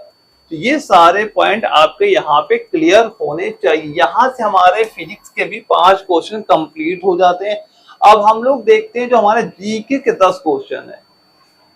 अब देखते हैं जीके के 10 क्वेश्चन, इसमें क्या पूछा जा रहा है। पहला क्वेश्चन कि 500 साल पुराना नृत्य रूप एक भारतीय शास्त्रीय नृत्य है जो असम के वैष्णव मठों से विकसित हुआ। अब ये क्वेश्चन हमारे जयपुर जडारो में पूछा गया था। इन 4 ऑप्शन बताइए राइट आंसर क्या हो जाएगा। तो इसका राइट आंसर नोट करिए क्या हो जाएगा, वो होगा हमारा क्षत्रिय। क्या हो जाएगा, ऑप्शन बी इसका बिल्कुल राइट आंसर आपका हो जाएगा। तो क्या हो जाएगा, वैष्णव मठों से क्या हो जाएगा हमारा क्षत्रिय नृत्य, राइट आंसर आपका हो जाएगा। और अगर कभी ये पूछा जाए कि जो ये क्षत्रिय नृत्य है, अगर पूछा जाए कि संत के बारे में पूछा जाए, इस नृत्य की शुरुआत किसने की थी, तो इस नृत्य की शुरुआत जो आपकी दिया जा रहा है कि कौन सा नृत्य है, असम के वैष्णव मठों से विकसित हुआ था। तो इसका राइट आंसर नोट करिएगा, संत कौन से हो जाएंगे, संत हो जाएंगे शंकर देव। संत कौन हो जाएंगे? वो हो जाएंगे शंकर देव। शंकर देव हो जाएगा राइट आंसर। तो वैष्णव मठों से विकसित हुआ था और यहाँ पे संत कौन थे? शंकर देव वहां पे संत थे। ये भी इंपॉर्टेंट है, आप यह नोट कर लीजिएगा। अगला क्वेश्चन है कि ठुमरी संगीत निम्नलिखित में से किस नृत्य शैली से संबंधित है? इन 4 ऑप्शन में बताना है कि राइट आंसर हमारा क्या होगा। यानी कि ठुमरी संगीत निम्नलिखित में से किस नृत्य शैली से संबंधित है? तो इसका राइट आंसर कितना हो जाएगा? इसका हो जाएगा कथक। क्या हो जाएगा? कथक हो जाएगा। ऑप्शन बी हमारा बिल्कुल राइट आंसर आपका हो जाएगा। और ये क्वेश्चन आपका दानापुर जेडारो के आर्मी नर्सिंग के एग्जाम में पूछा गया था। और दोस्तों यहाँ पे कुछ पॉइंट और नोट करिएगा, जो यहाँ पे ठुमरी दिया जा रहा है। क्या दिया गया? जो ठुमरी। अब एक पॉइंट ये बताइए, ठुमरी के घराने कौन कौन से हैं? सबसे पहले ये बतानी है, जो ठुमरी नृत्य है इसके घराने कौन कौन से हैं। तो घराने नोट करिए, कौन से घराने? एक तो बनारस, एक क्या हो जाएगा? बनारस घराना। और फिर लखनऊ, कौन सा घराना हो जाएगा? लखनऊ हो जाएगा। और फिर क्या होगा? पटियाला। और फिर क्या हो जाएगा? पटियाला। ये घराने हैं, घराने आप नोट कर लीजिएगा। और यहीं पे अगर ठुमरी नृत्य से पूछे जाए कौन कौन से व्यक्ति हैं, अगर व्यक्तियों के नाम पूछा जाए तो व्यक्तियों के नाम नोट करिएगा। बेगम अख्तर, एक नाम नोट करिए, बेगम अख्तर। बेगम अख्तर एक नाम ये नोट करिएगा। और प्रभा अत्रे, एक नाम नोट करिए, प्रभा। और एक नाम नोट करिए, गौहर जान। एक नाम नोट करिए, गौहर जान। और एक नाम नोट करिए, यही इंपॉर्टेंट है, यही नाम याद करिए, बेगम अख्तर, प्रभा और गौहर जान। ये इंपॉर्टेंट नाम आपके यहाँ पे हो जाते हैं, जो ठुमरी नृत्य से संबंधित व्यक्ति हैं। और इनके घराने कौन कौन से? बनारस हो गया, लखनऊ हो गया, पटियाला हो गया, ये इनके घराने वहां पे हो जाते हैं। तो ये सारे पॉइंट आपके यहाँ पे क्लियर होने चाहिए। और अगला हमारा क्वेश्चन 3 नंबर आता है। इसमें पूछा जा रहा है बांसुरी वाद्य यंत्र किस प्रकार के वाद्य यंत्रों को श्रेणी में आता है? इन 4 ऑप्शन बताना है। तो बताइए, जो बांसुरी वाद्य यंत्र है किस प्रकार की वाद्य यंत्रों की श्रेणी में ये आपका आता है? तो इसका राइट आंसर नोट करिएगा। राइट आंसर क्या हो जाएगा? वो हो जाएगा सुशिरवाद। क्या हो जाएगा? सुशिरवाद। यानी ऑप्शन ए हमारा बिल्कुल राइट आंसर हमारा हो जाता है। अब देखते हैं हमारा अगला क्वेश्चन है। अगले क्वेश्चन में पूछा जा रहा है, निम्नलिखित में से किसने 1992 ईस्वी में सर्वश्रेष्ठ कोरियोग्राफी का पहला राष्ट्रीय फिल्म पुरस्कार जीता? इन 4 ऑप्शन में बताना है कि राइट आंसर हमारा क्या होगा। और ये जबलपुर जेडारो में क्वेश्चन हमारा पूछा भी गया था। तो बताइए इसका राइट आंसर क्या हो जाएगा? तो इसमें जिनका भी आंसर यहाँ पे आ रहा है, लक्ष्मीबाई कोल्हारपुर, यानी लक्ष्मीबाई कोल्हापुरकर जो दिया गया है, ऑप्शन बी हमारा बिल्कुल राइट आंसर आपका हो जाएगा। और कौन सी फिल्म थी? फिल्म के नाम भी नोट कर लेना। फिल्म कौन सी? वो थी मराठी फिल्म। कौन सी फिल्म थी? वो थी मराठी फिल्म। मराठी फिल्म। और मराठी फिल्म कौन सी थी? वो थी, नाम नोट करिएगा, एक होता। मराठी कौन सी फिल्म थी? एक होता विदूषक। एक होता विदूषक। मराठी फिल्म कौन सी? एक होता विदूषक। और कब दिया गया? 1992 में दिया गया। ये तो हमें पता ही। इसके लिए क्या दिया गया? इन्हें राष्ट्रीय पुरस्कार दिया गया। कौन सी फिल्म थी? मराठी फिल्म थी एक होता विदूषक। एक होता विदूषक, विदूषक कर लीजिएगा। एक होता विदूषक के लिए इन्हें दिया गया था। और इसके बाद हम लोग देखते हैं अगला क्वेश्चन हमारा आता है। पूछा गया है किस भारतीय संगीतकार ने ओस्लो में 2014 के नोबेल शांति पुरस्कार समारोह रागा फॉर पीस का प्रदर्शन किया था? इन 4 ऑप्शन में बताना है कि राइट आंसर क्या है। लखनऊ एमसी सेंटर में ये क्वेश्चन पूछा गया था। तो बताइए इसका राइट आंसर क्या हो जाएगा? इसमें जिनका भी आंसर आ रहा है, अमजद अली खान। क्या? Option number B, Amjad Ali Khan हमारा बिल्कुल राइट आंसर आपका हो जाए। अमजद अली खान से 2-3 क्वेश्चन और आपको मिलते हैं, क्योंकि इन्हें पद्म भूषण, पद्म विभूषण ये सारे पुरस्कार भी प्राप्त हो चुके हैं और इसके बारे में भी आपसे पूछा जाता है।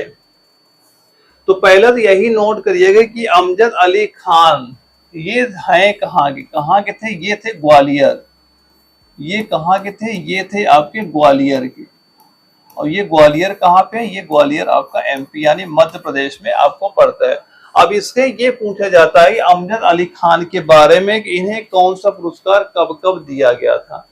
तो अमजद अली खान को एक पॉइंट तो ये याद रखिएगा, इनको पद्मश्री, एक पॉइंट ये बताइए इनको पद्मश्री पुरस्कार कब दिया गया था। पद्मश्री हो गया। और इसके बाद एक पॉइंट और बताइए, इनको संगीत नाटक अकादमी, एक पॉइंट ये बताइए, संगीत नाटक अकादमी, संगीत नाटक अकादमी, एक पॉइंट ये बता दीजिए ये कब दिया गया था। और एक पॉइंट ये बताइए पद्म भूषण, और एक ये पॉइंट बताइए पद्म भूषण पुरस्कार कब दिया गया। और एक पॉइंट ये बताइए पद्म विभूषण, ये भी पुरस्कार कब दिया, क्योंकि यहाँ से भी आपके पेपर में क्वेश्चन पूछा जाता है। और अच्छा एक और ये बता दीजिए इनका घराना कौन सा था, एक पॉइंट ये भी बता देना इनका घराना कौन सा था। तो सबसे पहले इनको पद्मश्री कब दी गई थी? पद्मश्री इनको दी गई थी 1975 में। तो पद्मश्री कब दी गई थी? पद्मश्री दी गई थी 1975 को दी गई। और संगीत नाटक अकादमी पुरस्कार ये कब आपको दिया गया? ये आपको 1989 ईस्वी में दिया गया था। और पद्म भूषण कब दिया गया था? ये आपका दिया गया 1991 में। और पद्म विभूषण कब दिया गया था? ये दिया गया था इन्हें 2001 में दिया गया। और इनका ये बताइए घराना कौन सा था? तो घराना नोट करिएगा इनका सेनिया वंश। इनका घराना कौन सा था? घराना नोट कर लीजिएगा, सेनिया वंश, ये इनका घराना हो जाएगा। ये ग्वालियर के थे, ये आप लोगों ने पहले यहाँ पे यानी कहाँ के थे? ग्वालियर। ये कहाँ के थे? ये थे ग्वालियर के। ग्वालियर में लिख गया, सही कर लेना। ये कहाँ के थे? ये थे ग्वालियर के।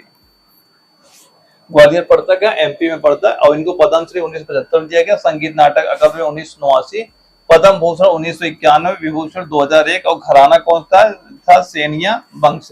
सेनिया वंश इनका एक घराना था जो कि कहाँ पे? ये आपका ग्वालियर में पड़ता है। ये सारे पॉइंट यहाँ पे क्लियर होने चाहिए। और अगला क्वेश्चन हमारा आता है 6 नंबर आता है। इसमें पूछा जा रहा है अगस्त 2020 तक की स्थिति के अनुसार निम्नलिखित में से किसे रेमन मैग्सेसे पुरस्कार प्राप्त नहीं हुआ है? किसको रेमन मैग्सेसे पुरस्कार प्राप्त नहीं हुआ है? तो सबसे पहले इसे 2020 को दिया जा रहा है, क्योंकि ये आपका करंट पे क्वेश्चन वहां पूछा गया और ये इंपॉर्टेंट क्वेश्चन भी हो जाता है। सबसे पहले हम लोग जान जाते हैं कि जो ये रेमन मैग्सेसे पुरस्कार ये किस किस को दिया गया है। सभी के नाम एक बार नोट कर लीजिए, किस किस को दिया गया। एक दिया गया अरुण शौरी को। किसको दिया गया? एक दिया गया है ये अरुण शौरी को। किसको दिया गया? अरुण शौरी को दिया गया। कब दिया गया था? इनको दिया गया 1994 में। इनको दिया गया 1994। इसके बाद किरण बेदी। इसके बाद एक पॉइंट नोट करिएगा, किरण बेदी। किरण बेदी कब दिया गया? इनको दिया गया 2000 में। और एक पॉइंट नोट करिएगा नाम अरुण राय का। किसका नाम नोट करेंगे? अरुण राय का। अरुण राय को कब दिया गया? इनको दिया गया 2004 में। और एक पॉइंट नोट करिए लक्ष्मी नारायण रामदास। एक पॉइंट नोट करना, लक्ष्मी और लक्ष्मी नारायण रामदास। लक्ष्मी नारायण रामदास इनको कब दिया गया था? इनको दिया गया 2005 में। इनको कब दिया गया? 2005 में। और इसके बाद एक पॉइंट नाम नोट करिएगा अरविंद केजरीवाल। अरविंद केजरीवाल इनको कब दिया गया? इनको दिया गया 2006 में। इनको कब दिया गया? 2006 में। और एक नाम नोट करिएगा कुलांदे। एक नाम नोट करना है कुलांदे फ्रांसिस। कुलांदे फ्रांसिस इनको कब दिया गया? इनको दिया गया 1982 में। एक तो दिया गया था, उसके बाद 2012 में फिर इन्हें दिया गया। ये सारे नाम है जिनको रेमन मैग्सेसे पुरस्कार दिया गया। और इसमें किसका नाम नहीं आ रहा है? इनका नाम प्रशांत भूषण का नाम यहाँ पे नहीं आ रहा है।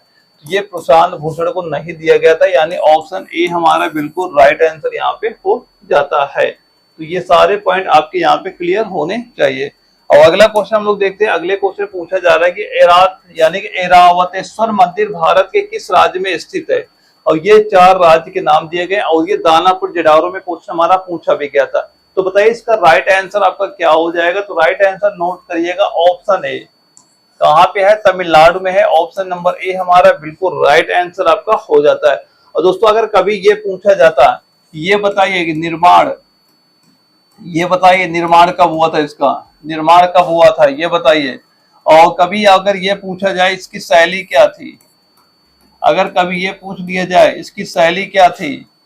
और ये बताइए विश्व धरोहर में कब शामिल किया गया, एक ये बताइए विश्व धरोहर, यानी कि अगर ये पूछा जाए कि विश्व धरोहर में कब शामिल किया गया, इन तीनों के पॉइंट बताइए। तो इसका निर्माण कब हुआ था, तो सबसे पहले ये जानिए निर्माण कब हुआ था, ये हुआ था कि 12वीं सदी में। कब हुआ था, 12वीं सदी में इसका निर्माण वहां पे हुआ था। किसने कराया था, ये कराया था चोल शासक। किसने कराया था, चोल शासक ने इसका निर्माण कराया था। और चोल शासक में किसने कराया था, राजा राज द्वितीय। किसने कराया था,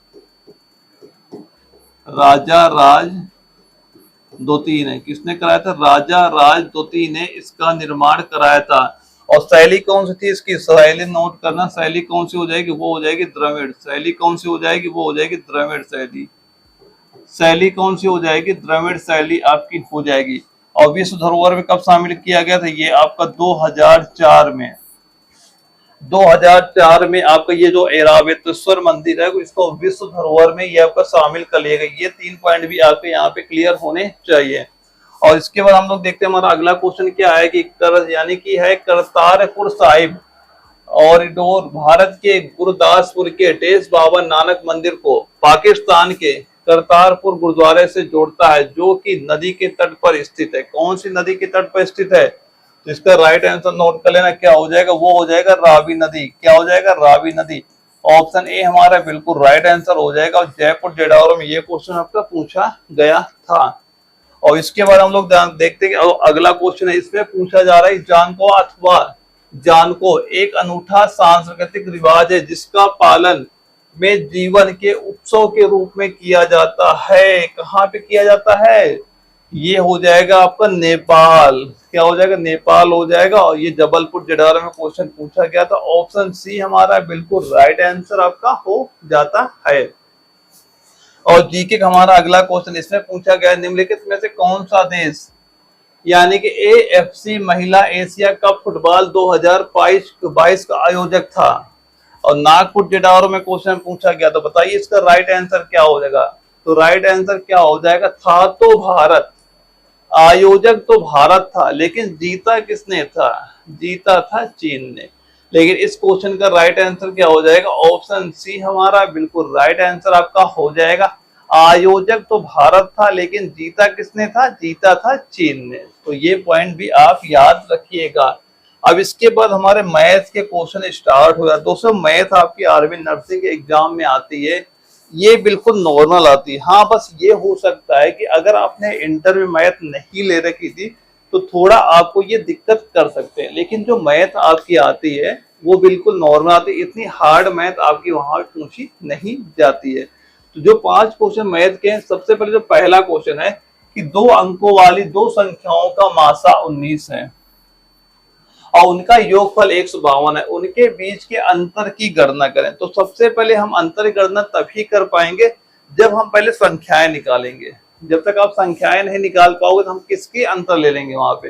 तो संख्याएं आपको निकालना कैसे, अगर देखो मासा है HCF अगर 19 है, हम मान लेते हैं कि एक संख्या हमारी क्या हो गई 19x हो गई और एक संख्या हमारी हो गई 19y हो गई। ठीक है, अब ये 2 संख्या हमने मान ली कि ये तो हमारी संख्याएं हैं। अब करें उन दोनों का योगफल क्या है, इन दोनों का योगफल दिया गया 152 के बराबर। योगफल किसके दिया गया, 152 के। अब दोनों में अगर हम 19 कॉमन कर लें तो ब्रैकेट में क्या हो जाएगा x प्लस वाई, इसका 19 इधर आ जाएगा, इसका भी 19 हमने कॉमन कर लिया। अब बराबर दिया गया 152 के। अब ये बताइए x प्लस वाई बराबर कितना हो जाएगा, इस 19 से अगर इसे हम काटेंगे कितनी बार जाएगा, ये जाएगा 8। अब देखो अब क्या करना है, सबसे पहले तो आप ये निकालिए इनके जोड़े कितने हैं, यानी कौन सी हम 2 संख्याएं जोड़े कि 8 हो जाए। लेकिन यहाँ पे जोड़े बनाते समय एक बात ये भी हमेशा याद रखा करना है कि जो जोड़े आप बनाओ वो किसी भी संख्या से डिवाइड भी नहीं होनी चाहिए।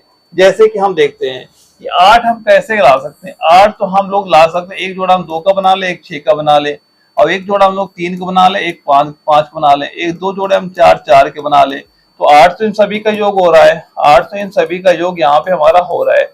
लेकिन हमने क्या कहा अभी कि आपको जोड़े वो लेने हैं जो किसी भी संख्या से कटे ना, दोनों संख्या है। अब जैसे हम इसे देख रहे हैं, 2 से ये भी कट गया, 2 से ये भी कट गया, तो ये हम ले ही नहीं सकते हैं। ये हमारा किसी संख्या से नहीं कट रहा। अब ये देख रहे हैं 4 से दोनों हमारे कट गए, तो ये भी हम नहीं ले सकते।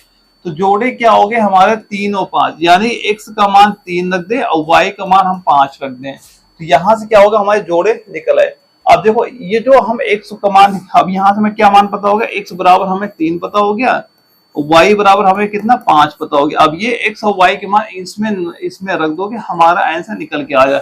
अब 19 गुणे x, यानी 19 गुणे 3 करेंगे, कितना निकल के आ जाएगा, ये आपका हो जाएगा यहाँ पे 57 हो गया। अब यहाँ पे 19y, y की जगह 3 रखेंगे तो यहाँ कितना हो जाएगा, यहाँ पे हो जाएगा 95। अब इनका पूछा गया योगफल और उनके बीच अंतर। अब इनके बीच का अंतर बताइए कितना है, तो अंतर कैसे निकालेंगे। अब ये बताओ 95 माइनस का 57 आप जब करेंगे कितना निकल के आएगा, ये आपका आ जाएगा 38। तो इसका राइट आंसर कितना हो गया 38, यानी कि ऑप्शन नंबर जो हमारा बी यहाँ पे दिया गया है ये बिल्कुल राइट आंसर हमारा हो जाता है। और अब हम लोग देखते हैं इसके बाद हमारा अगला क्वेश्चन है। इसमें पूछा जा रहा है कि एक दुकानदार 10 पर रुपए 72 में 60 संतरे खरीदता है और समान संख्या में 12 पर रुपए 90 में खरीदता है। वह परिवहन पर रुपए 118 खर्च करता है और अपने द्वारा खरीदे गए सभी संतरे बेचता है। यदि पूरे लेन देन में 26% का लाभ होता है तो 32 संतरों का विक्रय मूल्य क्या होगा, ये पूछा जा रहा है। तो दोस्तों सबसे पहले तो ये निकालिए कि हमने कितना पैसा अपने पास से लगाया। सबसे पहले ये निकालिए कितना पैसा हमने निकाला, उसके बाद हमने कितना प्रॉफिट किया था तब बेचा था, जो टोटल प्रॉफिट हम निकालेंगे, फिर हमने कितने वस्तुएं वहां बेची थी उससे वहां पे डिवाइड करेंगे, तभी तो उसके बाद ही तो हम निकाल पाएंगे 32 संतरों का विक्रय मूल्य। तो सबसे पहले क्या दिया जा रहा है, यह दुकानदार 10 रुपए पर 72, यानी कि एक दुकानदार 10 पर रुपए 72 में 60 संतरे खरीदता है। तो बताइए 60 संतरे का क्रय मूल्य क्या रहा होगा।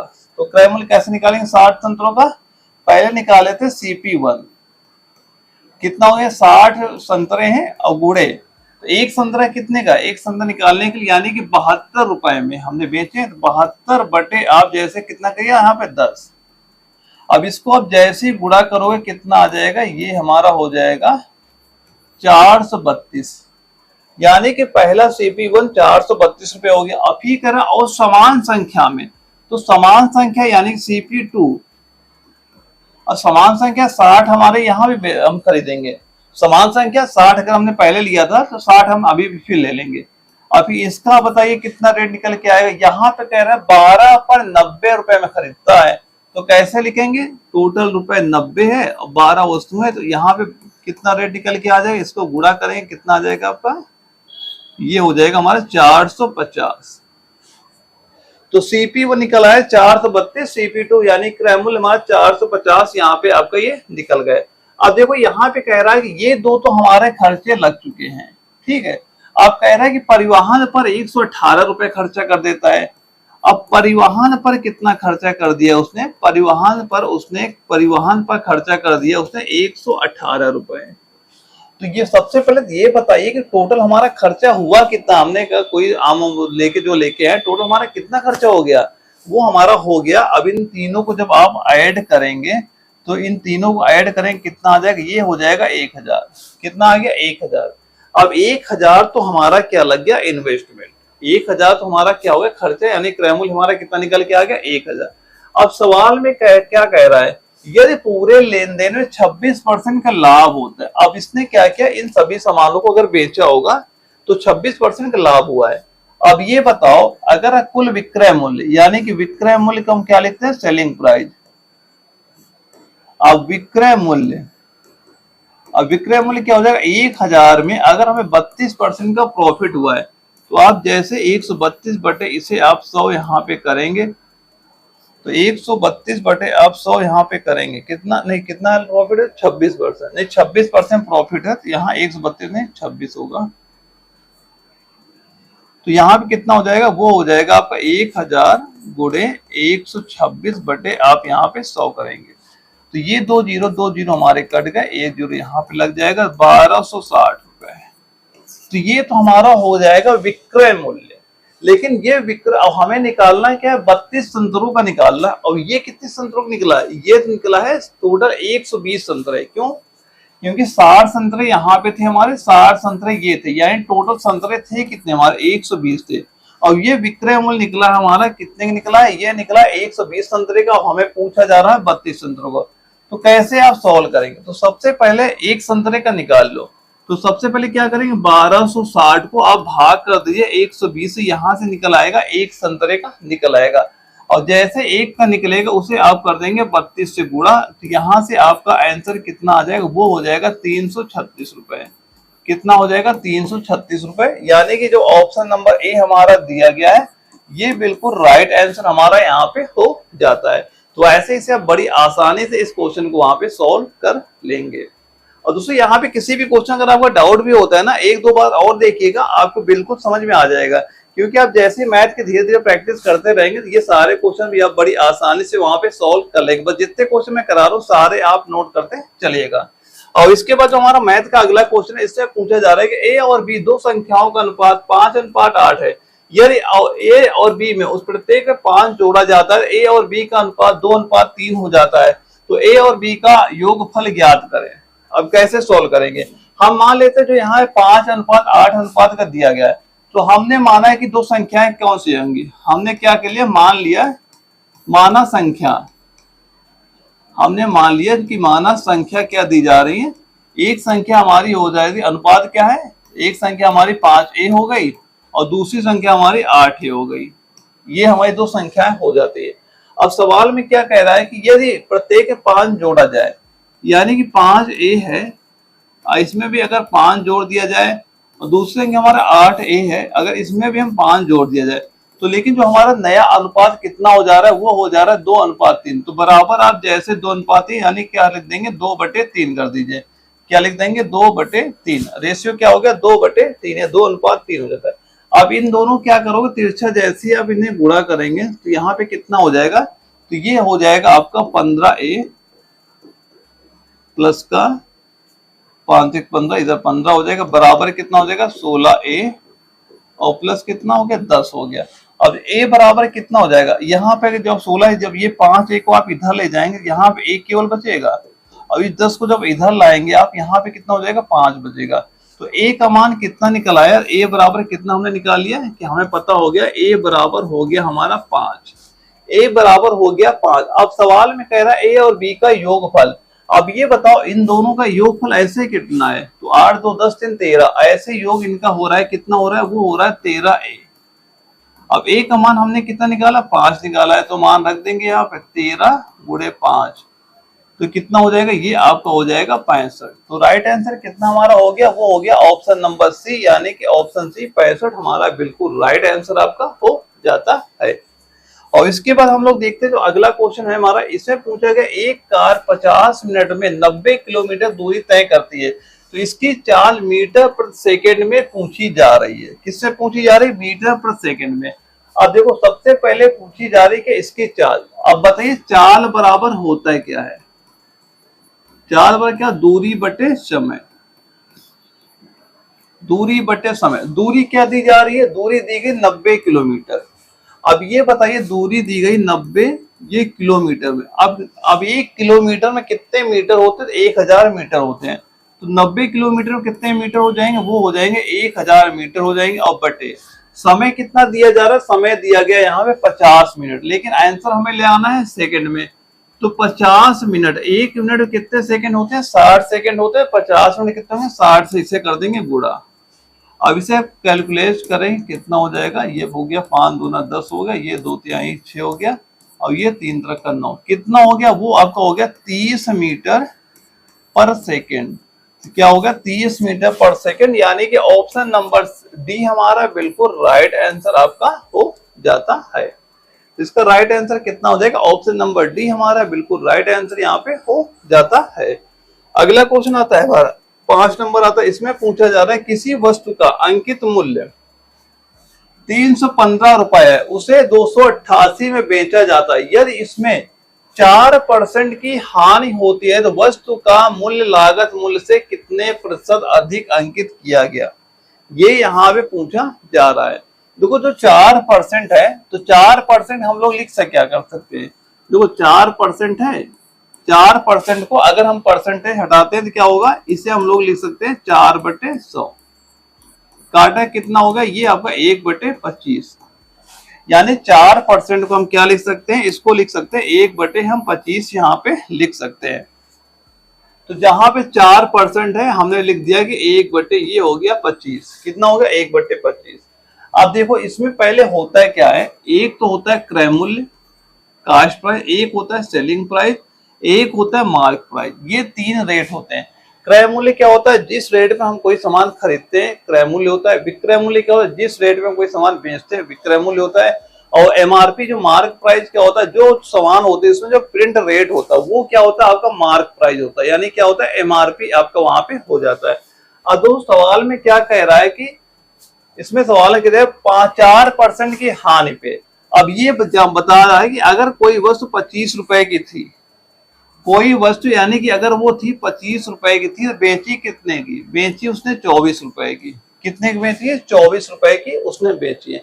देखिए सवाल में और कह रहा है कि अंकित मूल्य 318, यानी कि अगर किसी वस्तु का मूल्य दिया गया यहाँ पे 318 रुपए, क्योंकि ये मार्क प्राइस क्या होता है, अंकित मूल्य होता है, ये विक्रय मूल्य होता है और ये क्रय मूल्य आपका होता है। और 228 में बेचा जाता। और सेलिंग प्राइस क्या दी गई, सेलिंग प्राइस दी गई 288 रुपए। अब बताइए अगर हमें 24 का मान 228 के बराबर दिया जा रहा है तो एक बराबर कितने को जाएगा। अब 24 का भाग जब आप 288 में करेंगे कितनी बार जाएगा, ये 12 बार जाएगा। तो ये अगर इसका 12 गुना है तो इसका ये बताइए इसका 12 गुना कितने को हो जाएगा, ये हो जाएगा आपका 300। अब देखो सवाल में क्या कह रहा है कि मूल्य लागत से कितने प्रतिशत अधिक है। तो ये क्या हो जाता है, अगर क्रय मूल्य हमारा 300 है, मार्क प्राइस 318, तो ये कितना अधिक है, तो ये अधिक कितना है, यहाँ पे कितना अधिक हो जाएगा, ये 315 दिया गया, इसे क्या कर लो 315, ये 318 नहीं 315 दिया कि तो कितना अधिक हो जाएगा, ये आपका अधिक दिया गया 15। अब पूछा गया प्रतिशत कितना अधिक है। प्रतिशत अधिक कैसे हम लोग निकालते हैं, नीचे तो आप क्रय मूल्य लिखते हैं, तो क्रय मूल्य हमारा 300 है, कितना अधिक है 15 अधिक है, 15 ऊपर लिखे और गुणे क्या कर देंगे 100। इसे काटिए, दो जीरो कट जाते, ये 3×5 15 हो गया। कितना आंसर आ गया, यहाँ पे आ गया 5%। तो कितना अधिक हो जाएगा, 5% अधिक हो जाएगा। ऑप्शन नंबर ए हमारा बिल्कुल राइट आंसर आपका ये हो जाता है। तो दोस्तों आप कमेंट बॉक्स में ये जरूर बताना है कि अभी जो हमने 50 क्वेश्चन सोल्व किए इसमें आपका स्कोर कितना है, यानी कितने क्वेश्चन आपने सही यहाँ पे किए हैं। अगर जिसने भी ये मान चलना है कि 35 का क्वेश्चन सही कर रखे होंगे, उसकी तैयारी सही चल रही है और वो अपना एग्जाम बिल्कुल वहां पे क्लियर भी कर लेगा। और दोस्तों जिनको लगता है कि हमें 100% एक ही बार में अपना एग्जाम क्लियर करना है, तो दोस्तों जो मैंने एप्लीकेशन जो कमेंट बॉक्स में लिंक दिया भी है उसे ज्वाइन कर लीजिएगा। और वहां पे जो बैच लॉन्च किया, जो मैं आपको नवंबर महीने तक पूरा कंप्लीट करा दूंगा, एक बार वो बैच जरूर ज्वाइन करना अगर आपको अपना एग्जाम क्लियर करना है तो। और दोस्तों कोई अगर आपको डाउट भी होता है, जो मेरा व्हाट्सएप नंबर है इस पे मुझे व्हाट्सएप पे आप मैसेज भी कर सकते हैं। तो व्हाट्सएप नंबर लिख लीजिए, क्या है 840 29 896। इस व्हाट्सएप नंबर में आपको कोई डाउट हो आप हमसे पूछ सकते हैं, उसका मैं आपको रिप्लाई भी जरूर करूंगा। ओके दोस्तों, हम लोग मिलते हैं कल एक अगले प्रैक्टिस सेट में, तब तक के लिए जय हिंद।